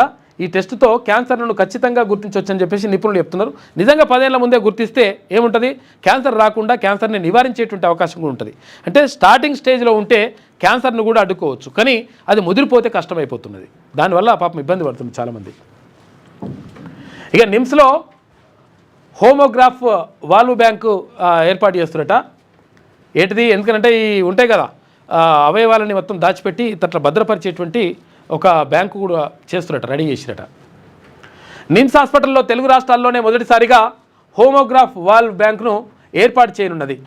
బ్రెయిన్ డెడ్ తర్వాత సర్క్యులేటెడ్ డెత్ అయిన వాళ్ళు దాతల నుంచి సేకరించినటువంటి హార్డ్ వాల్వ్స్ను శుద్ధి చేసి నిల్వ చేసే ఈ బ్యాంకు క్లిష్టమైన గుండె ఆపరేషన్లో విప్లవాత్మక మార్పులు తీసుకొస్తుందట. గుండెకు సంబంధించినటువంటి వాల్వ్స్ ఇట్లుంటాయి కదా, వాటిని భద్రపరిచేసి మంచిగా శుభ్రం చేసి భద్రపరుస్తారట. ఎవరికైనా కావాలంటే అమర్చడానికి కూడా ఆ బ్యాంక్ ఉపయోగపడుతుందని చెప్పేసి అంటున్నారు. అది మంచి పరిణామం. అది పాక్పై ఇండియా విజయం. విమెన్స్ వన్డే వరల్డ్ కప్లో పాక్పై 88 రన్నుల తేడాతో ఇండియా గెలిచింది. ఆదివారం కొలంబోలో జరిగిన మ్యాచ్తో తొలుత ఇండియా 50 ఓవర్లలో 247 రన్స్కు ఆల్అవుట్ అయింది. ఇక చేజింగ్లో పాక్ 43 ఓవర్లలో 159 రన్స్కే ఆల్అవుట్ అయిపోయింది. మొత్తం మీద 88 రన్ల తేడాతోటి ఇండియా ఘన విజయం సాధించింది ఉమెన్స్ టీం. ఇక వాట్సాప్కు పోటీగా మేడ్ ఇన్ ఇండియా అరట్టై అని చెప్పేసి ఒకటి తీసుకొస్తున్నట. వాట్సాప్ ఏమో ఇప్పుడు వేరే దేశాల నుంచి మనం తీసుకొచ్చి మన తర్వాత ఇప్పుడు దానికి మనకంతా మన డేటా బీటా అంతా పోతుంది, తర్వాత రకరకాలుగా ఇబ్బంది అవుతుంది. ఇప్పుడు నా వాట్సాప్ పోయింది. ఇప్పుడు చాలామంది అదేంటి విషెస్ అని చెప్పారు, కానీ పాపం దురదృష్టవశాత్తు నా వాట్సాప్ లేదు ఇప్పుడు. దాంతో వాట్సాప్ అట్లా ఇబ్బంది అవుతుందని చెప్పేసి దేశీయంగా, అంటే చైనా వాడు ఎప్పుడు కూడా చైనా అంటాడు. వాడు ఏదైనా వాడు సొంతంగా తయారు చేసుకుంటాడు. గుండు పిన్ అంటే చైనా అంటాడు, వాడే తయారు చేసుకుంటాడు. లేకపోతే గడపారైనా వాడే తయారు చేసుకుంటాడు. అట్లుంటుంది అన్నట్టు లెక్క. అట్లనే వాట్సాప్కు అంటే ప్రత్యామ్నాయంగా అరట్టై అని చెప్పేసి ఒక యాప్ను తయారు చేసిరట. అక్కడ తమిళనాడుకు సంబంధించినటువంటి వాళ్ళు ఒక యువకుడు దానికి సంబంధించి చేసి దాన్ని ముందు తీసుకొస్తారట. మంచిగా దాన్ని బాగా డౌన్లోడ్ చేసుకొని చేస్తున్నారంట చాలామంది. అరట్టై దాని పేరు. సైలెంట్గా ఎంట్రీ ఇచ్చిన మన మెసేజింగ్ యాప్ రోజు సగటున 4 లక్షల డౌన్లోడ్ జరుగుతున్నాయట. ఈ నెల 3 నాటికి 75 లక్షలు దాటిన యూజర్స్. యాప్ను రూపొందించిన తమిళనాడుకు చెందిన జోహో సంస్థ ఇక సెప్టెంబర్ 22న ఐఫోను తర్వాత 28న ఆండ్రాయిడ్ వెర్షన్ రిలీజ్ చేస్తారట. మారుమూల పల్లెల్లో నెట్ సరిగా లేకపోయినా కానీ ఇది పనిచేస్తుందట. వాడుకునే సౌకర్యం ఉంటుంది. ఏది అరట్టై. వాట్సాప్లో లేని ఆండ్రాయిడ్ టీవీ తర్వాత ఫీచర్ కూడా ఇందులో అందుబాటులోకి ఉన్నది. జూమ్ తరహా మీటింగ్లు కూడా నిర్వహించుకునేటువంటి వెసులుబాటు కూడా ఉందంట అరట్టై అని చెప్పేసి వాట్సాప్కు ప్రత్యామ్నాయంగా తీసుకొచ్చినటువంటి దేశీయంగా తయారు చేసింది. తమిళనాడు వాళ్ళు తయారు చేసిరట. ఇది చాలామంది డౌన్లోడ్ చేసుకుంటున్నారట. మంచిగా ఉంటుంది లెక్క. అట్లా మనం సొంతంగా తయారు చేసుకుంటే మంచిదే కదా. హైవే అంతా వెహికల్సే. సెలవులు ముగియడంతో పట్టణానికి జనం వస్తున్నారు. టోల్గేట్ల వద్ద బారులు తీరిన వాహనాలు అని చెప్పేసి ఒక వార్త కనిపిస్తూ ఉంది. అయితే ఏమైంది, ఇప్పుడు పండుగ అయిపోయింది, దసరా పండుగకు సెలవులు అయిపోయినాయి. సెలవులు అయిపోయిన తర్వాత పిల్లలు స్కూల్కి పోవాలంటే శనివారం నాడు కూడా పోయేది ఉండే స్కూల్కి. అట్ట యాక్చువల్గా పోయేది ఉండే, కానీ ఇక శనివారం ఒక్కనాడు సెలవు తీసుకుంటే ఆదివారం కూడా ఉండొచ్చు, సోమవారం నాడు పోవచ్చు అని చెప్పేసి అనుకుంటారు కదా. అందుకని నిన్న వచ్చేసారు అనమాట చాలామంది. నిన్న రావడంతో మొత్తం కూడా ఎక్కడికట్ట టోల్గేట్లు ఎక్కడికక్కడ, ఇక్కడ విజయవాడ హైవే కానీ, ఇక్కడ వరంగల్ నుంచి వచ్చేటువంటి రోడ్డు కానీ, ఇక్కడ నిజామాబాద్ నుంచి ఇట్లా ఏ రోడ్డు కానీ అన్నీ మొత్తం ఫుల్ అయిపోయినాయి. ఫుల్ అయిపోయి టోల్గేట్ల దగ్గర మొత్తం ఆగుడు. ఈ టోల్గేట్ల పని చేయాలి మొత్తం నిజంగా కూడా. ఎందుకంటే యాక్చువల్గా వీళ్ళు రోడ్ మెయింటెనెన్స్ కథా కార్ఖానా చెప్పేసి మొత్తం పబ్లిక్ ఇబ్బంది పడుతుంది. ఇప్పుడు ఇక టోల్గేట్ లేకపోతే రోడ్లు ఎట్లా పడతాయి? అట్లా ఏమంటే రోడ్డు మొత్తం వాళ్ళు వేయించింది కాదు, ప్రభుత్వం రోడ్లు వేయిస్తుంది. కేంద్ర ప్రభుత్వం వేయిస్తే దాని మెయింటెనెన్స్ కోసం ఈ టోల్గేట్ వాళ్ళు మేము మెయింటైన్ చేస్తామని చెప్పేసి మొత్తం బాదుకున్నాడు ఇదంతా కథ. అరే ఇప్పుడు పండుగ అప్పుడన్నా ఇంత రద్దీ ఉంటే ఇంతమంది ఇబ్బంది పడుతుంటే లక్షల మంది ఇబ్బంది పడుతుంటే అరే వదిలేయాలి కదా. హైదరాబాద్ విజయవాడ 65వ నేషనల్ హైవే మీద వాహనాల రద్దీ పెరిగింది. దసరా సెలవులు ముగియగా రిటర్న్ జర్నీతో హైదరాబాద్ వైపు వాహనాలు బారులు తీరాయి. అయితే కార్లు, ఆర్టీసీ బస్సులు, ప్రైవేట్ వాహనాలు ఒకదాని వెంట మరొకటి నిలిచిపోయాయి. దీంతో చిట్యాల, చౌటుప్పల్, పంతంగి టోల్ ప్లాజా వద్ద రద్దీ ఏర్పడింది. చౌటుప్పల్లో వాహనాల రాకపోకలు నిదానంగా సాగిన మెల్లె పోయినాయిగా. నిన్న మ్యాక్సిమం వచ్చేసారు నిన్న పబ్లిక్. ఇవాళ కూడా మెల్లగా వస్తున్నట్టు కొంతమంది ఇవాళ పొద్దున కూడా, ఎందుకంటే స్కూల్కి అందొచ్చు అనుకుంటే పొద్దుగాలు వచ్చేస్తారు. ఇక రాష్ట్రంలో భారీ వర్షాలు. దక్షిణ జిల్లాలు మినహా అన్ని చోట్ల వానలు పడ్డాయి. కామారెడ్డి, జగిత్యాల, భద్రాద్రి, రాజన్న సిరిసిల్ల జిల్లా, కరీంనగర్ జిల్లాల్లో కుండపోత వర్షాలు పడ్డాయి. ములుగు జిల్లా మల్లంపల్లిలో అత్యధికంగా 9.8 సెంటీమీటర్ల రికార్డు. మరో 4 రోజులు భారీ వర్షాలు ఉండే అవకాశం ఉంటుందంట. ఎల్లో అలర్ట్ జారీ చేశారు. ఈ వర్షాలు ఫస్టే ఏం చేసినాయి, ఈసారి మేలనే వచ్చినాయి వానలు. మేలో ఎండలు కొట్టాలి అసలు యాక్చువల్గా, వానలు వచ్చినాయి. మేలు వచ్చిన తర్వాత మళ్ళీ జూన్లో ఏమైనా కొడితే ఎట్లా అనుకుంటే జూన్లో ఆగిపోయినాయి మొత్తం. అరే మళ్ళీ ఈసారి వానలు వస్తాయా రావా అని చెప్పేసి మళ్ళీ డౌట్ ఉండే. ఆ తర్వాత జూన్, జూలై కూడా కొంత ఆపేసినాయి. ఆ తర్వాత మళ్ళీ జూలై ఎండింగ్లో, తర్వాత ఆగస్టు నుంచి దంచుడు మొదలుపెట్టింది కథ. మంచిగా కొడుతున్నాయి వానలు అయితే, కానీ కొన్ని నష్టం జరుగుతున్నాయి, కొన్ని లాభం జరుగుతుంది దానివల్ల. 2 నెలల్లో వరుస నోటిఫికేషన్లంట.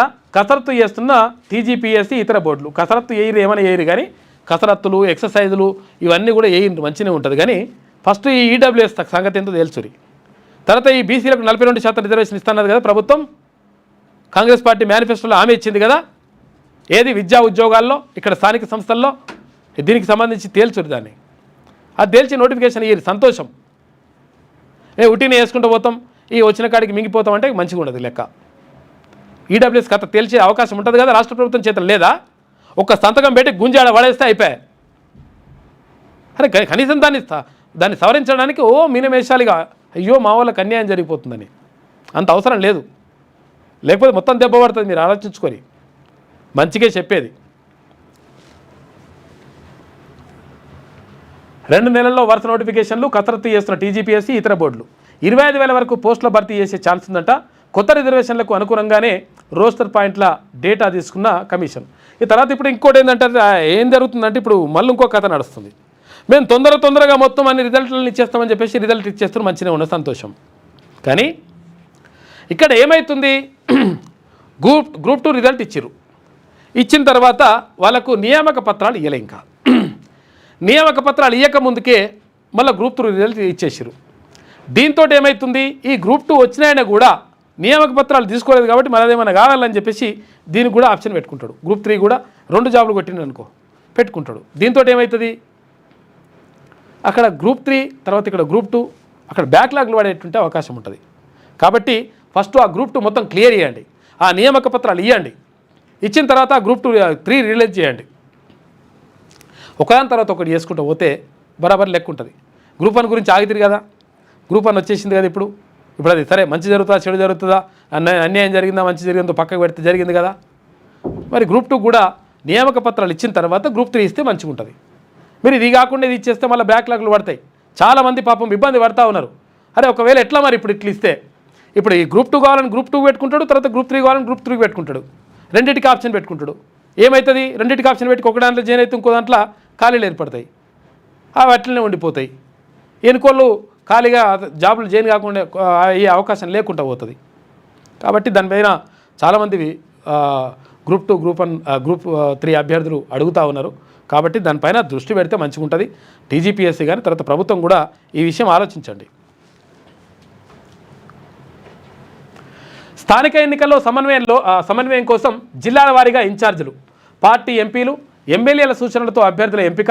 ఇక బీజేపీ పదాధికారుల సమావేశంలో నిర్ణయం. గరంగా సాగిన మీటింగ్ అంట. పలు జిల్లాల అధ్యక్షుల తీరుపై నేతలు ఆగ్రహం వ్యక్తం చేసినారు. ఎమ్మెల్యేలు, ఎంపీల మధ్య సమన్వయ లోపం ఉందంట బీజేపీల. ఇక లోకల్ బాడీ ఎన్నికలపైన 8న పార్టీ విస్తృత స్థాయి సమావేశం పెడుతుందని చెప్పేసి ఒక వార్త కనిపిస్తూ ఉంది. ఈ పార్టీ సొంతంగానే చేసుకుంటున్నట్టుంది బీజేపీ. టైంకి అసలు యాక్చువల్గా ఏం చేయాలని అది చేస్తే మస్తు మంచి జరుగుతుండే. ఒకరిని అరెస్ట్ చేయాలని చెప్పేసి అప్పుడు డిమాండ్ ఉండే. ఆమెను అరెస్ట్ చేయ కూడా పక్కకు పెట్టిరు. ఏమైంది, దెబ్బ పడ్డది. ఆ తర్వాత అరెస్ట్ చేసిండ్రు. అప్పుడేమైంది ఎంపీలు వచ్చినాయి 8 కొన్ని ఉంటాయి ఇట్లా. తర్వాత బండి సంజయ్ని తీసేసిన తర్వాత మళ్ళీ దెబ్బ పడది. ఇట్లా ఉంటాయి, వాళ్ళే చేసుకుంటారు. మరి ఎందుకో మంచి అవకాశం ఉన్న దగ్గర కూడా వదిలిపెట్టుకుంటారు బీజేపీ వాళ్ళు. మేడిగడ్డ మొత్తానికి కొత్త డిజైన్లంట. ఇక బ్యారేజీకి రిపేర్లలో సవాళ్ళు. ఇప్పుడు మొత్తం కూడా బీసీ నినాదమే నడుస్తుంది. మొత్తం టోటల్గా టీఆర్పీ కావాలంటారు అంతా. తెలంగాణ రాజ్యాధికార పార్టీ వచ్చింది, బీసీల కోసం ప్రత్యేక పార్టీ వచ్చిందని చెప్పి సంబరపడుతున్నారు. ఎందుకంటే వీళ్ళు టికెట్లు ఇచ్చకాడ లేదు లెక్క. అటు కాంగ్రెస్ కానీ, బీజేపీ కానీ, బీఆర్ఎస్ కానీ అగ్రవర్ణ పార్టీలు అయిపోయినాయి. కాబట్టి టీఆర్పీ కావాలంటారు అన్నట్టు. టీఆర్పీ రేటింగ్ ఎట్లయితే పెరుగుతుందో టీఆర్పీకి రేటింగ్ అట్లా పెరుగుతున్నది. మేడిగడ్డ మొత్తానికి కొత్త డిజైన్లు పెట్టాలంట, లేకపోతే పరిశాన్ అవుతుందంట. ఏంది? కాళేశ్వరం ప్రాజెక్టు, కాళేశ్వరము అని ఒక పాట గిట్ట రాపిస్తున్నాడు. ఏది? ఈయన భగీరథుడు, అపర భగీరథుడు, అపర మేధావి, మెదడు రక్తం బొట్టు ఖర్చు పెట్టి నూరి మొత్తం దంచి కొట్టి ఇంట్లో కాక్టైల్ చేసి అందులో మిక్సీలో వేసి మొత్తం దంచి తయారు చేసి అది కాళేశ్వరం కడితే కాళేశ్వరం మీకు నచ్చలేదా అని అన్నాడు. కాళేశ్వరం కథ ఇక్కడికొచ్చింది. ఇప్పుడు ఒకటి మార్చితే కాదు అన్ని మార్చాలంటారట. ఇప్పుడు కొత్త డిజైన్లు వేయాలంటారట. బ్యారేజీకి రిపేర్లలో సవాళ్ళు వస్తున్నాయంట. ఒక్క 7వ బ్లాక్కే రిపేర్లు చేస్తే మిగతా వాటిలో తేడాలు వచ్చే ప్రమాదం ఉంది. సీసీ బ్లాకులు, రాఫ్ట్, లాంచింగ్, ఆఫ్రాన్ సహా అన్నింటికీ కొత్తగా డిజైన్లు అంట. 7వ బ్లాక్ను కూల్చి కొత్తది కట్టాలన్నా, కూల్చకుండా రిపేర్లు చేయాలన్నా కష్టంగానే ఉన్నది. కూలిస్తే పక్కనున్న బ్లాక్లపై ప్రభావం పడుతుంది. రిపేర్లు చేస్తే ఫౌండేషన్ పైన లేపేలా ఏర్పాట్లు చేయాలి. ఏం చేయాలన్న దానిపైన డిజైన్లు ఇచ్చే సంస్థల నుంచి అభిప్రాయాలు సేకరిస్తున్నట కథ. అది నడుస్తుంది.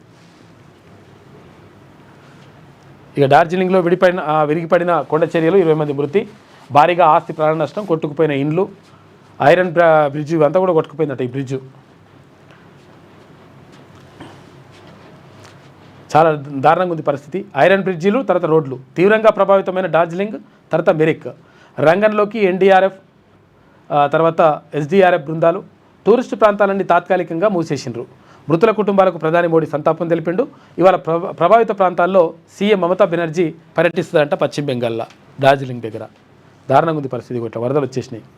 ఒక్కసారి రావడంతో ఐరన్ బ్రిడ్జ్లు కూడా కూలిపోయినాయట. ఇగో డీజే సౌండ్లతోటి పరిచయం ఉండదు చూసిన. మొన్న ఒక ఆమె చచ్చిపోయింది పాపం. డీజే సౌండ్లు విపరీతంగా సంతోషం ఉండాలరా నాయన వాటితోటి, కానీ వాటితో చచ్చేదాకా పరిస్థితి ఇట్లా తెచ్చుకోవద్దు. విపరీతంగా సౌండ్ పెడితే ఇప్పుడు గుండె పొడి చచ్చిపోయారు పాపం. డీజే సౌండ్స్తో 2 మహిళల మృతి. బతుకమ్మ వేడుకల్లో విషాదం. నిర్మల్లో మహిళలకు గుండెపోటు. బైసా మండలం వానల్పాడలో కుప్పకూలిన యువతి. 25 ఏళ్ళ అమ్మాయి చచ్చిపోయింది. ఒక ఆమె 56 ఏళ్ళు పాపం. నిర్మల్ జిల్లాలో బతుకమ్మ వేడుకల్లో డీజే భారీ శబ్దాలు విషాదాన్ని నింపాయి. విపరీతమైన డీజే సౌండ్స్ 2 మహిళల మరణానికి కారణమయ్యాయి. నిర్మల్ పట్టణం బంగల్పేటకు చెందిన బిట్టింగు భాగ్యలక్ష్మి తర్వాత శనివారం రాత్రి బతుకమ్మ ఆడుతుండగా డీజే పాటల సౌండ్స్కు అస్వస్థతకు గురయ్యారు. గుర్తించిన అక్కడి వారు ఆమెను వెంటనే ప్రైవేట్ ఆసుపత్రికి తరలించారు. అక్కడ చికిత్స పొందుతూ ఆమె చచ్చిపోయింది పాపం. ఇక్కడ రిషిత అని చెప్పేసి 25 సంవత్సరాల అమ్మాయి కూడా ఆమె కూడా చనిపోయింది. కాబట్టి డీజే సౌండ్స్ డుమ్ డుమ్ డుమ్ మంచిగా ఉంటుంది, కానీ ఎగురుతందుకు దుంగుతందుకు సంతోషం ఉండాలి. దీంతో చచ్చిపోయేటట్టు ఉండదురా నాయన. ఇగో ఇది వెలుగులో ఉన్నటువంటి ప్రధాన కథనాలు అయితే ఒక్కసారి ఆంధ్రజ్యోతి చూద్దాం. ఇక టమాటా కిలో 4 రూపాయలట. ఏపీలో కర్నూలు జిల్లా పత్తికొండ మార్కెట్లో పతనమైన ధరలు రోడ్డుపై పారబోసిన నిరసన చెప్తున్నట పాపం. 4 రూపాయల కిలో ధర. ఎట్లా ఏముంటుంది? ఇక తెంపుకొస్తుంది కూడా కావు. తెంపుకొచ్చి తర్వాత ఆటో అవేంటి ట్రాలీలలో వేసుకొస్తుంది కూడా పైసలు సరిపోవు కిరాయికి కూడా. రైతు అట్లా నష్టపోతుండు పాపం. Sudden brake. 4 కార్లు ఢీకొట్టినాయి. ఎక్కడ? త్రిబుల్ పైన. త్రిబుల్ మీద 2 స్వల్ప గాయాలు, 2 కిలోమీటర్ల ట్రాఫిక్ జామ్ అయింది. ఇంకా గాయాలైన నయం. ఇంకా ఈ త్రిబుల్ మీద ఉరుకుడు అంటే ఇక 120 స్పీడ్ పెట్టిరు. 100 స్పీడ్ ఉండే 100 కిలోమీటర్ గంటకు 100 కిలోమీటర్లు ఉంటే ఇప్పుడు 120 కిలోమీటర్లు పెట్టిరు. 120 కిలోమీటర్లు ఓవర్ మనోళ్ళు పోతారు. 140, 160, 180. ఏం కాదురా ఆడ కెమెరాలు బిమాలు ఏం లేవు కొట్టురు అంటారు. ఏమైతే జర్ర అటిట్ అయినా కానీ ఇట్లా అవుతుంది పరిస్థితి. త్రిబుల్ మీద కూడా మెల్లగా వెళ్ళండి. ఓఆర్ఆర్ పైన మెల్లగా వెళ్తే మంచిగా ఉంటుంది లెక్క. 100 కిలోమీటర్లు 120 కిలోమీటర్లు అన్నారు, అదే ఎక్కువ లాస్ట్. అది దాని తర్వాత కూడా వెళ్తుంటారు అన్నట్టు. ఆయుర్దాయంలో మనం వెనకే ఉన్నామంట. జపనీయుల సగటు జీవితకాలం 85 ఏళ్ళ దాకా బతుకుతారట. మనకెంతున్నది? భారతీయులకు 72 ఏళ్ళే. రోజువారీ అలవాట్లు తినే ఆహారంలో వ్యత్యాసాలే కారణమంట. మనం మంచి ఫుడ్ తీసుకోవాలి, మంచి అలవాట్లు ఉండాలి, వ్యాయామం చేయాలి, ఉరకాలి, దుంకాలి, ఇవన్నీ చేయాలంట. దానివల్ల మంచి జరుగుతుందని చెప్తున్నారు ఆరోగ్య నిపుణులు. పాడైపోయింది పోదాం పద. హైదరాబాద్కు చేరుకునే మార్గాలన్నీ కిటకిటలాడుతున్నాయి. సెలవులు ముగియడంతో స్వస్థలాల నుంచి నగరానికి విజయవాడ హైదరాబాద్ హైవే సహా లెట్స్ గో ఏమవుతున్నాయన ఇప్పుడు ఏదో జమీన్ వచ్చినట్టుంది. సపడియకు సెలవులు ముగియడంతో స్వస్థలాల నుంచి నగరానికి విజయవాడ హైదరాబాద్ హైవే సహా అన్ని దారుల్లో భారీ ట్రాఫిక్ జామ్ అయింది. టోల్ ప్లాజాల వద్ద వాహనాలు బారులు తీరినాయి. ఇక సుప్రీం సస్పెన్స్ చూసిరు కదా. జీవో నెంబర్ 9కి వ్యతిరేకంగా దాఖలైన పిటిషన్పై ఇవాళ విచారణ చేపట్టనున్న సర్వోన్నత న్యాయస్థానం. బీసీ రిజర్వేషన్లపై తగ్గేది లేదు, బలంగా వాదించండి. ఎంత బలంగా వాదించాలి? విటమిన్లు, మినరల్స్, తర్వాత అన్నేమైనా కలుపుకొని గట్టిగా వాదించాలి. చూడాలి ఏం చేస్తారు. సీనియర్ న్యాయవాదులతో సీఎం రేవంత్ రెడ్డి, అభిషేక్ సింఘ్వి, తర్వాత సిద్ధార్థ దవేలతో ఫోన్లో మంతనాలు. ఢిల్లీకి హుటాహుటిన బట్టి విక్రమార్క, పొన్నం ప్రభాకర్, వాకిటి శ్రీహరి. ఇక 42% కోర్టుల్లో ప్రతికూల స్పందన వస్తే పార్టీ పరంగా బీసీలకు రిజర్వేషన్ ఇవ్వడు. పార్టీల పరంగా ఇస్తే పేసి కొట్టురి గుంజురి ఒక్కొక్క గుద్దుతే ఎట్లా మొత్తం బయటకు వెళ్ళాలి, కసరు కక్కాలి. పార్టీ పరంగా ఇస్తారట. మరి పార్టీ పరంగా ఇస్తాను మరి ఇట్లా శాత కాకపోతే మరి ఫస్ట్ ఎందుకు ఇవ్వాలన్నా అందులో మనము కామరేడ్ డిక్లరేషన్ ఎందుకు, లేకపోతే ఇలా మేనిఫెస్టోలో పెట్టుడు ఎందుకు? జూబ్లీ హిల్స్కు 4 పేర్లంట ఇన్ఛార్జ్ మంత్రుల ప్రతిపాదన.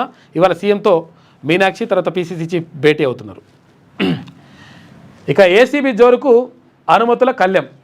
ఉన్నతాధికారుల తీరుతో దర్యాప్తుల్లో జాప్యం జరుగుతుందట. ఏది? యాంటీ కరప్షన్ బ్యూరో, ఏది? అవినీతి నిరోధక శాఖ. కానీ మెల్లమెల్లగా ఇప్పుడు కొంతమంది సమాచారం ఇచ్చుడు అంతా కొంతమందికి జరుగుతుందట కథ. ఉన్నతాధికారుల తీరుతో దర్యాప్తుల్లో జాప్యం. ఇక ప్రాసిక్యూషన్ను ఏసీబీకి అనుమతి ఇవ్వని వైనం. వివిధ శాఖల అధిపతుల వద్ద మగ్గుతున్న వినతులు. జాప్యాన్ని సాకుగా చూపి కోర్టు ఉత్తర్వులు తెచ్చుకొని ఇక పోస్టింగులు పొందుతున్న అవినీతి ఉద్యోగులు. హైకోర్టు ఉత్తర్వులపై సవాలు చేయని అధికారులు. ఎందుకంటే వీళ్ళు కూడా కొంచెం ఆమ్యామాలు తీసుకుంటారట. అవినీతి నిరోధక శాఖల్ని అవినీతి జరిగితే ఎవడి కాపాడాలి. లంచం తీసుకుంటూ రెడ్ హ్యాండెడ్గా దొరికిన మళ్ళీ కీలక పోస్టింగులు దక్కించుకుంటున్న కొందరు. 9 నెలల్లో 203 కేసులు నమోదైతే 4వ వంతు కేసులు కూడా దర్యాప్తుకు కూడా ఏసీబీకి దక్కని అనుమతులు. దొక్కలేవట. మీదికెళ్ళి ఆర్డర్ వస్తున్నది వద్దొద్దని. రాష్ట్రంలో ఏసీబీ జోరుకు అనుమతుల ఆటంకం ఎదురవుతోంది. వరుసగా అవినీతి అధికారులను పట్టుకుంటున్నా వారిని విచారించేందుకు ప్రభుత్వ యంత్రాంగం నుంచి ఏసీబీకి అనుమతులు రావడం లేదు. దీంతో అవినీతి కేసులు దర్యాప్తు ఏళ్లకేళ్లు జాప్యం అవుతున్నాయి. ఈ ఆలస్యాన్ని సాకుగా చూపుతున్న అవినీతి అధికారులు తిరిగి పోస్టింగులు తెచ్చుకుంటున్నారు. లంచం తీసుకుంటూ రెడ్ హ్యాండెడ్గా దొరికిన వారు కూడా పై అధికారులను మచ్చిక చేసుకొని కీలకమైన పోస్టులు దక్కించుకుంటున్నారు. ఇలాంటి వారు మళ్ళీ యథేచ్ఛగా అవినీతికి పాల్పడుతున్నారని, ఉన్నతాధికారుల తీరే దీనికి కారణమని విమర్శలు వస్తున్నాయి. అయినా కానీ నడుస్తూనే ఉంటుంది లెక్క. ఇట్లా అవుతుందంట. హైకోర్టును తప్పుదారి పట్టించి తిరిగి ఉద్యోగాల్లో చేరిన అవినీతి ఉద్యోగులు 2-3 ఏళ్ళు ఆగి తమకు పదోన్నతులు ఇవ్వడం లేదంటూ హైకోర్టును ఆశ్రయిస్తున్నట. ఏసీబీ కేసు అంశాన్ని దాచిపెడుతున్నారు. ఈ విషయం చెప్తలేరు. ఈ క్రమంలో వారికి అనుమతులు కూడా అనుకూలంగా ఉత్తర్వులు వస్తున్నాయి. ఇందులో అవినీతి ఉద్యోగులకు ఉన్నతాధికారులు సహకరిస్తున్నారనేటువంటి ఆరోపణలు కూడా ఉన్నాయంట. ఇట్లా జరుగుతుంది. ఇక పత్తి దిగుబడి వట్టిదేనా? ఎకరాకి 3 నుంచి 4 క్వింటాల మేర పడిపోయే అవకాశం ఉందంట. నాణ్యతలేమి, తేమ కారణంగా మద్దతు ధర హులక్కే. ఇక పెట్టుబడి అయినా చేతికి వస్తుందా? రైతుల్లో ఆందోళన. ఎడతెగని వర్షాలు, వరదలతో పత్తి పంటకు తీవ్ర నష్టం జరుగుతూ ఉందని చెప్పేసి యాదాద్రి భువనగిరి జిల్లా గుండాల మండలం సీతారాంపురంలో ఎర్రతెగులు సోకిన పత్తి పంట అని చెప్పేసి పాపం రైతులకు ప్రతి ఒక్క చోట విత్తనం నాటిన కాడ నుంచి అది పెరిగి పెద్దయి మొత్తం కూడా పంట చేతికి వచ్చి దాన్ని అమ్మేదాకా రైతుకి ఇబ్బందే ఉంటుంది. అందుకనంటే ఏమంటారంటే పత్తి గురించి ఒకటి ఉంటుంది, సామెత ఉంటుంది. అంటే పత్తేసి పాన మీద తెచ్చుకునే కంటే ఉలువలేసి ఊరుకుంటే సరిపోతుందని చెప్పేసి అంటారు. అంటే ఉలువలేస్తే అవి ఉట్టినే ఆటోమేటిక్గా అవి వచ్చేస్తాయి, పంట వస్తుంది.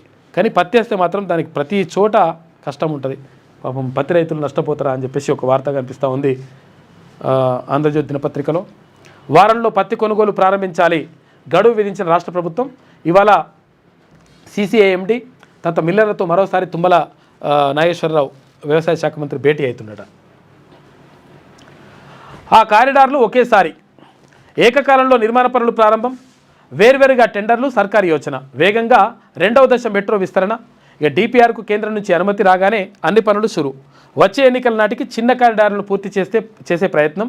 ఇక కియోలిస్తోనే రైళ్ల రాకపోకలు తగ్గనున్న మెట్రో డిపోలు అని చెప్పేసి ఒక వార్త కనిపిస్తూ ఉంది. మొత్తం మీద ఏం చేస్తారో చూడాలి. మరి ఈ మెట్రో రైలుకి సంబంధించి 2వ దశ ఏం చేస్తారు అని దానికి సంబంధించిన వార్త కనిపిస్తూ ఉంది. ఇక కొనబోతే కొరివి, కొందామంటేనేమో బాగా రేట్లు ఉన్నాయట.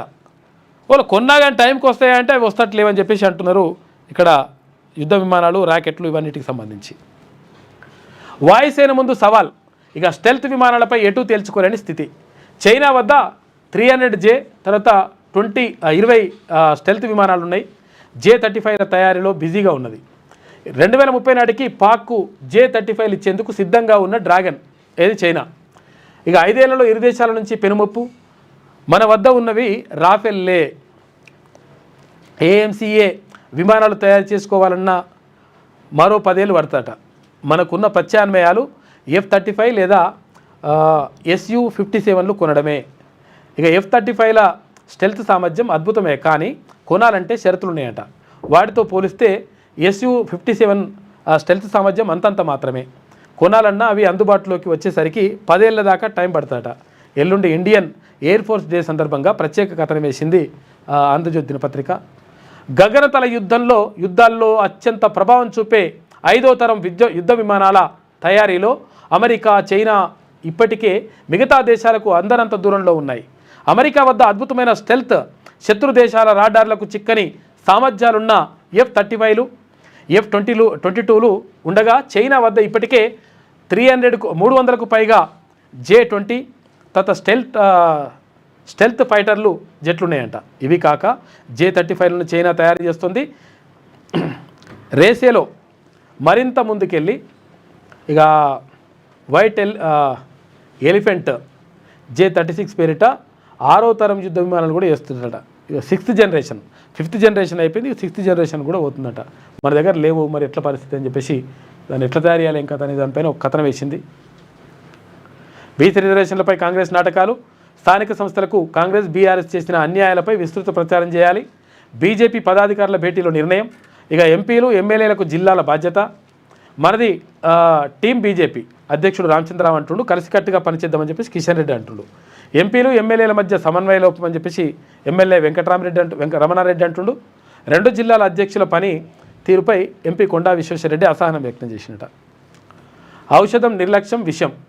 నాణ్యత లేని మందులతో ప్రజలకు ప్రాణ సంకటం. ఇక ఔషధ కంపెనీల నిర్లక్ష్యం, కమిషన్లు, మార్జిన్ల కోసం వైద్యులు, దుకాణదారులు కక్కుర్తి పడుతురట. కొరబడిన ప్రభుత్వ పర్యవేక్షణ, విషపూరిత దగ్గుమందుతో మధ్యప్రదేశ్, రాజస్థాన్లో 14 మంది చిన్నారులు చచ్చిపోయారు పాపం. అందుకని దాన్ని నిషేధించారు అక్కడ. దాన్ని ఇక్కడ కూడా నిషేధించాలని చెప్పేసి అంటున్నారు. ఎందుకంటే ఈ నియంత్రణ ఎవరైతే మందులు అంటే మనకు అనారోగ్యం చేస్తే ప్రాణాల మీదకి వస్తే మందులు వేసుకుంటే తక్కువ అవుతుంది అనుకుంటే ఆ మందులే మోసపూరిత మందులై ఆ మందులే ప్రాణాలు తీస్తుంటే ఇది ఎవడైతే పంపిస్తాడో, ఎవరైతే తయారు చేస్తాడో ఆ కొడుకుల్ని తొక్కి మొత్తం కూడా కసరు కక్కియాలి. ఇటువంటి దొంగన లంగన కొడుకుల వల్ల నష్టం జరుగుతుంది. యాక్చువల్గా ఏంటంటే ప్రాణాలను కాపాడుకోవడానికి మందులు వాడతారు. ఆ మందులలో కూడా మొత్తం ఉల్టా వేసేసి ప్రాణాల మీద చేస్తూనే ఉన్నారు. 100% దీనిపైన ప్రభుత్వం దృష్టి పెట్టాలి. ఈ డ్రగ్ కంట్రోల్ ఎవరైతే అధికారులు ఉన్నారో వాళ్ళు కూడా దృష్టి పెట్టాలి.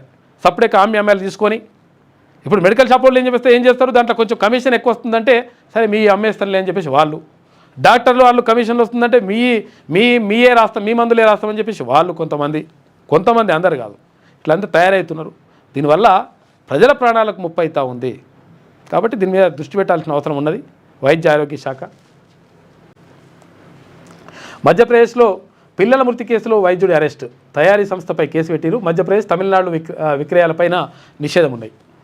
ఏది దగ్గుమందు, పిల్లలకు దగ్గుమందు ఏదో ఉందట మందు, ఆ మందు తాగితే చచ్చిపోయారట పిల్లలు.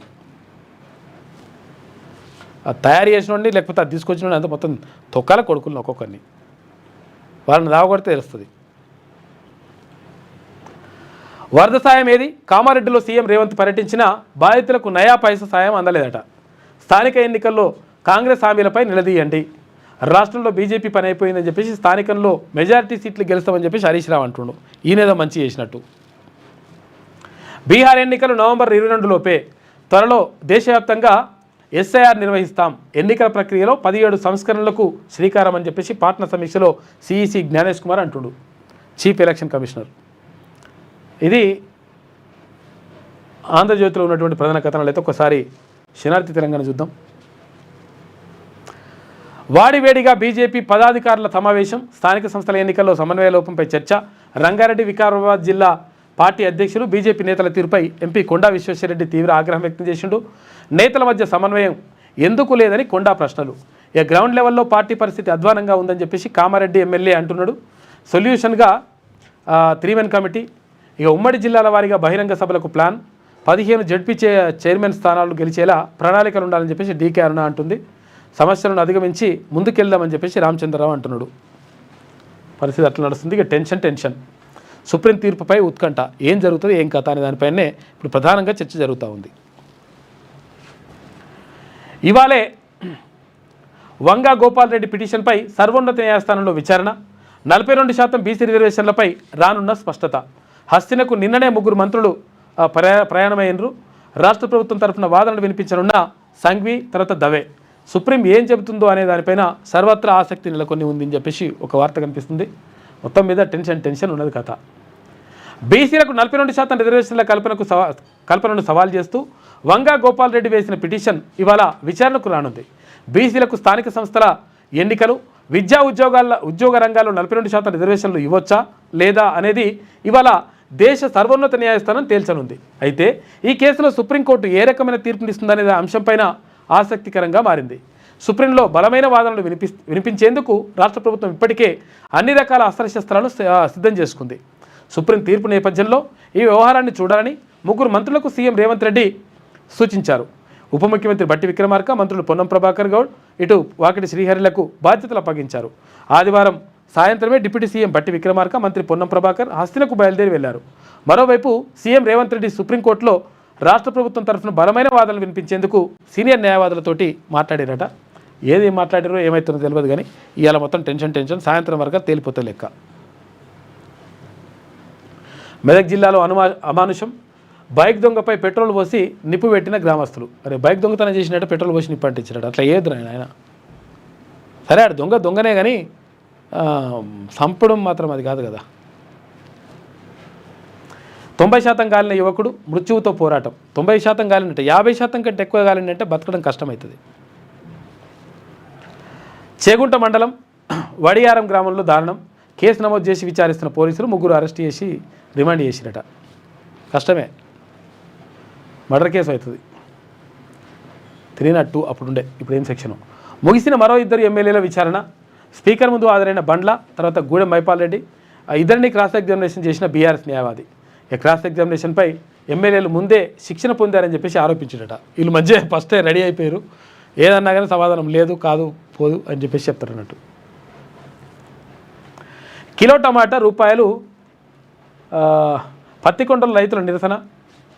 రోడ్డుపై టమాటాలు పారబోయడంతో ట్రాఫిక్ అంతరాయం ఏర్పడ్డది. గిట్టుబాటు ధర కల్పించాలని డిమాండ్ చేస్తున్నట. 4 రూపాయల కిలోనట. రైతులను ఎప్పుడు ఆదుకుంటారు? పంట నష్టం జరిగి నెల రోజులైంది. వారికి ఇప్పటికీ రూపాయి ఇవ్వలే. ఎకరాకు 25,000 రూపాయలు చెల్లించాలని చెప్పేసి మాజీ మంత్రి బీఆర్ఎస్ ఎమ్మెల్యే హరీష్ రావు అంటున్నాడు. ఇక బెంగాల్లో వర్షాల బీభత్సం. డార్జిలింగ్లో దారుణ పరిస్థితులు. భారీ వాహనాలకు విరిగిపడ్డ కొండ చర్యలు. 17 మంది చనిపోయారట. ఉప్పొంగి ప్రవహిస్తున్న తీస్తా నది. జాతీయ రహదారిపై భారీగా వరదలు వచ్చినాయి. బయట ప్రపంచంతో డార్జిలింగ్కు సంబంధాలు కట్ అయిపోయినాయట. ఇక ముగిసిన దసరా ఎఫెక్టు. రహదారులపై భారీగా ట్రాఫిక్ జామ్. ఆర్టీసీ బిజీగా ఉంది. ఉత్తర తెలంగాణ నుంచి భారీగా పబ్లిక్ తిరుగుపయనం. కిక్కిర్చిపోతున్న జేబీఎస్. సెలవుల తర్వాత ఇవాళ వర్కింగ్ డే ఉంటుంది. నగరంలో ఒక్కసారిగా పెరిగిన వాహనాల రద్దీ అని చెప్పేసి బాగా ట్రాఫిక్ జామ్ అయింది నిన్న. ఇక జూబ్లీహిల్స్ కాంగ్రెస్ అభ్యర్థిగా నవీన్ యాదవ్ అని చెప్పేసి క్వశ్చన్ మార్క్తో వార్త కనిపిస్తూ ఉంది. ఈనాడులో కూడా కొంతవరకు దాదాపు ఇట్లనే వార్త వచ్చింది. నవీన్ యాదవ్కి ఇవ్వచ్చు అనేటువంటి వార్తలు వస్తున్నాయి. జూబ్లీహిల్స్ ఉప ఎన్నికపై కాంగ్రెస్ ఫోకస్. అభ్యర్థి ఎంపికపై కసరత్తు పూర్తి. నవీన్ యాదవ్, తర్వాత సిఎన్ రెడ్డి, పొంతు రామ్మోహన్, అంజన్ కుమార్ యాదవ్లతో జాబితా ఖరారు చేసిరట. 4 పేర్లతో కూడిన జాబితా అధిష్టానానికి పంపించారు. త్వరలో జూబ్లీహిల్స్ అభ్యర్థిని ప్రకటించనున్న ఏఐసీసీ అని చెప్పేసి ఒక వార్త కనిపిస్తూ ఉంది. ఎవరిని చేస్తారు ఏం కథ అనే దానిపైన చర్చ జరుగుతుంది. బీఆర్ఎస్ పార్టీ నుంచి అయితే అక్కడ ఇది అప్పుడు మాగంటి గోపి వాళ్ళ సతీమణిని ఎంపిక చేసినట్టున్నారు. అనుమతి ఉన్న వారికే తవ్వండి, చట్ట ప్రకారమే పెనాల్టీలు ఉండాలి. గనుల శాఖకు హైకోర్టు ఆదేశం. తెలంగాణ హైకోర్టు గనుల శాఖకు సంబంధించిన కేసులో కీలక ఆదేశాలు జారీ చేసింది. రాష్ట్ర ప్రభుత్వం నుంచి అనుమతులు లేకుండా అక్రమంగా తవ్వకాలు చేయకూడదని స్పష్టం చేసింది. ఈ మేరకు ఆదివారం అక్రమ తవ్వకాలు, గ్రానైట్ అక్రమ రవాణాపై ఏడీఎంజీ నోటీసులను హైకోర్టు రద్దు చేసింది. తవ్వకాలకు సంబంధించి సరైన చట్ట ప్రకారం పెనాల్టీలు కట్టిన తర్వాతనే తవ్వకాలు చేపట్టాలి. ఈ పెనాల్టీలు కడితే కూడా ఊకోవద్దు. వాడు తవ్వేదేమో 1000 కోట్లలో తవ్వుతాడు, కట్టేదేమో లక్షలలో కడతాడు. ఇంకో ఎట్లుంటుంది లెక్క. అవన్నీ కూడా మొత్తం బంద్ చేసి పడేసాలి. వరదలపై హరీష్వి బురద రాజకీయాలని చెప్పేసి ఇక్కడ షబ్బీర్ అలీ అంటున్నారు.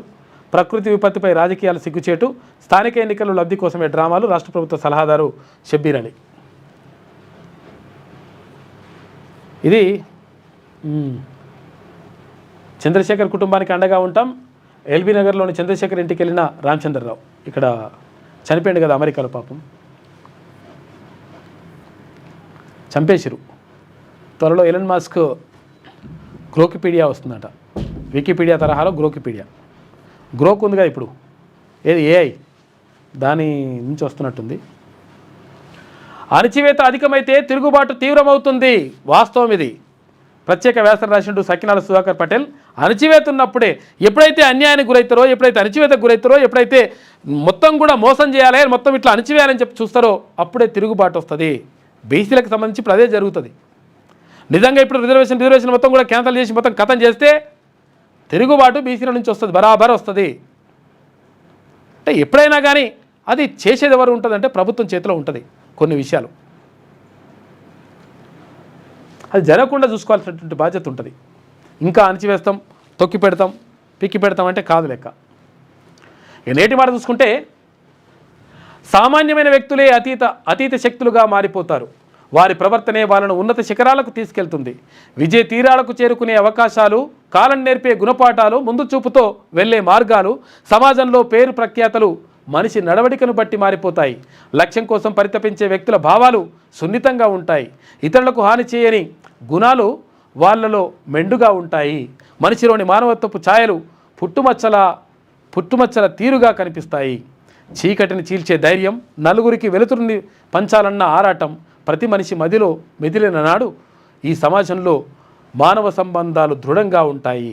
రాతి శిల్పాలలో వాళ్ళ రూపాలు తరతరాలు చూసి తరించిపోతాయని చెప్పేసి ఇక్కడ గొప్పగా ఆలోచనలు ఉండి గొప్ప మంచి చేయాలనేటువంటి ఆలోచన ఉంటే రాతి శిల్పాలపైన ఉంటాయంటే ఏంటంటే మీ విగ్రహాలు పెట్టుకుంటారు, భవిష్యత్ తరాలు మీ గురించి చెప్పుకుంటారు అని చెప్పి రాసిండు పెద్దపల్లి రాజన్న. నేటి మాట. హుజూర్ నగర్లో విచ్చలవిడిగా మెడికల్ దందా నడుస్తుందట. లైసెన్స్ ఒకరిది, నిర్వహణ మరొకరిది. చాలా దగ్గరలో ఇది జరుగుతుంది. పిల్లలకు ఆ దగ్గు సిరప్ వాడొద్దు అని చెప్పేసి ఏదంట SR13 వచ్చిందంట. ఏది దగ్గుమందు ఎట్టి పరిస్థితుల్లో వాడొద్దంట. అది చనిపోతారట పిల్లలు. 3-4 రాష్ట్రాల్లో చచ్చిపోయారు. అక్కడ బ్యాన్ చేసిరు. రాష్ట్రపతి భవన్ నోటెడ్ నేమ్ రఘునందన్ అంట. ఇది శనార్థిలో ఉన్నటువంటి ప్రధాన కథనాలు. అయితే ఒకసారి ఈమెమంటుందో చూద్దాం లాస్ట్. అగో ఆర్టీసీ కార్గో ప్రైవేటు 100 కోట్ల రూపాయల ఆదాయం ఉన్న సంస్థను అగో ఏమే పైకి పోతలేదు. ప్రైవేట్ అంట, ప్రైవేటు అని చెప్పేసి ప్రైవేటు అని రాసింది.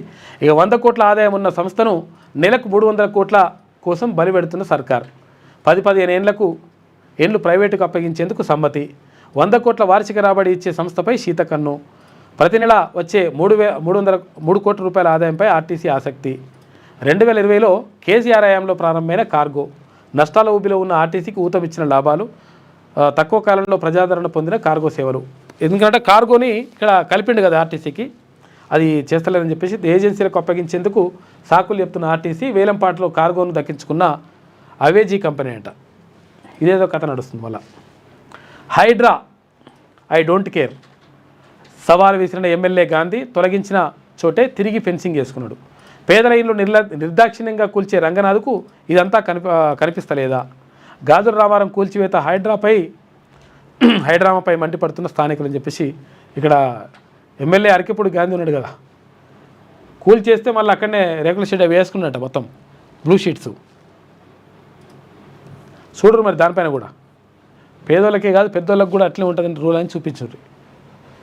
పంట నష్టం ఏది సాయం? సీఎం ప్రకటించి నెల దాటినా అందని పరిహారం అని చెప్పేసి ఇక్కడ అంటున్నట్టున్నారు. సబ్కా వికాస్ బక్వాస్ అని చెప్పేసి ఇక్కడ హరీష్ రావు అంటున్నాడు. ప్రభుత్వం పైసలు ఇస్తేనే పాఠాలు చెప్తాం. 2 ఏళ్లుగా సర్కారు నిధులు ఇవ్వలేదు, అప్పులు చేసి నడుపుతున్నాం, మా వల్ల కాదు. పెండింగ్ బిల్లులు చెల్లించేదాకా తరగతులు లేవు. బెస్ట్ అవైలబుల్ స్కూల్స్ సంఘం వెల్లడి. ఇక అప్పటి వరకు పిల్లలను బడికి పంపొద్దు. తల్లిదండ్రులకు యాజమాన్యాల వినతి. వేల మంది విద్యార్థుల భవిష్యత్తు ప్రశ్నార్థకం. బకాయిలు ఇవ్వకుండా సర్కారు నిర్లక్ష్యం చేస్తుందని చెప్పేసి ఒక వార్త కనిపిస్తూ ఉంది. ప్రభుత్వం నిధులు ఇస్తాయంట, అందుకని ఆపేస్తామంటున్నట. ఏందో కథ. కాంగ్రెస్ను పెడుతున్న క్యాడర్. ఎన్నికల వేళ అధికార పార్టీలో వలసల కలవరం రేగుతూ ఉంది. బీఆర్ఎస్లో కథనోత్సవం అని చెప్పేసి కథనోత్సవం లేదు, పిదనోత్సవం లేదు, ఉట్టిగా రాసుకొస్తుంది. ఇవే 5 చలాన్లు ఉంటే లైసెన్స్ రద్దంట. పెండింగ్ చలాన్ల చెల్లింపునకు 45 రోజులు డెడ్ లైన్ పెట్టిరు. ఆ లోపల కట్టుకోకుంటే తీసేస్తారట. ఏది లైసెన్స్ రద్దు చేస్తారట. కోల్డ్ డ్రింక్ దగ్గుమందుపై కేంద్రం అలర్ట్ అయింది. రాష్ట్రాలతో అత్యవసర భేటీ. చిన్నారుల దగ్గుమందులో పరిమితిని మించి డీఈజీ ఉందంట. 14 చేరిన మృతుల సంఖ్య. సిఫారసు చేసిన డాక్టర్స్ అరెస్ట్ చేసిరు. నిబంధనలు పాటించని కంపెనీలపైన లైసెన్సులు రద్దు చేస్తున్నట. దగ్గుమందు వాడితే చచ్చిపోతారా నాయన? అట్లా అటువంటి మందులు తయారు చేసి వాడుతున్నారు, పంపిస్తారు లంగా కొడుకులు.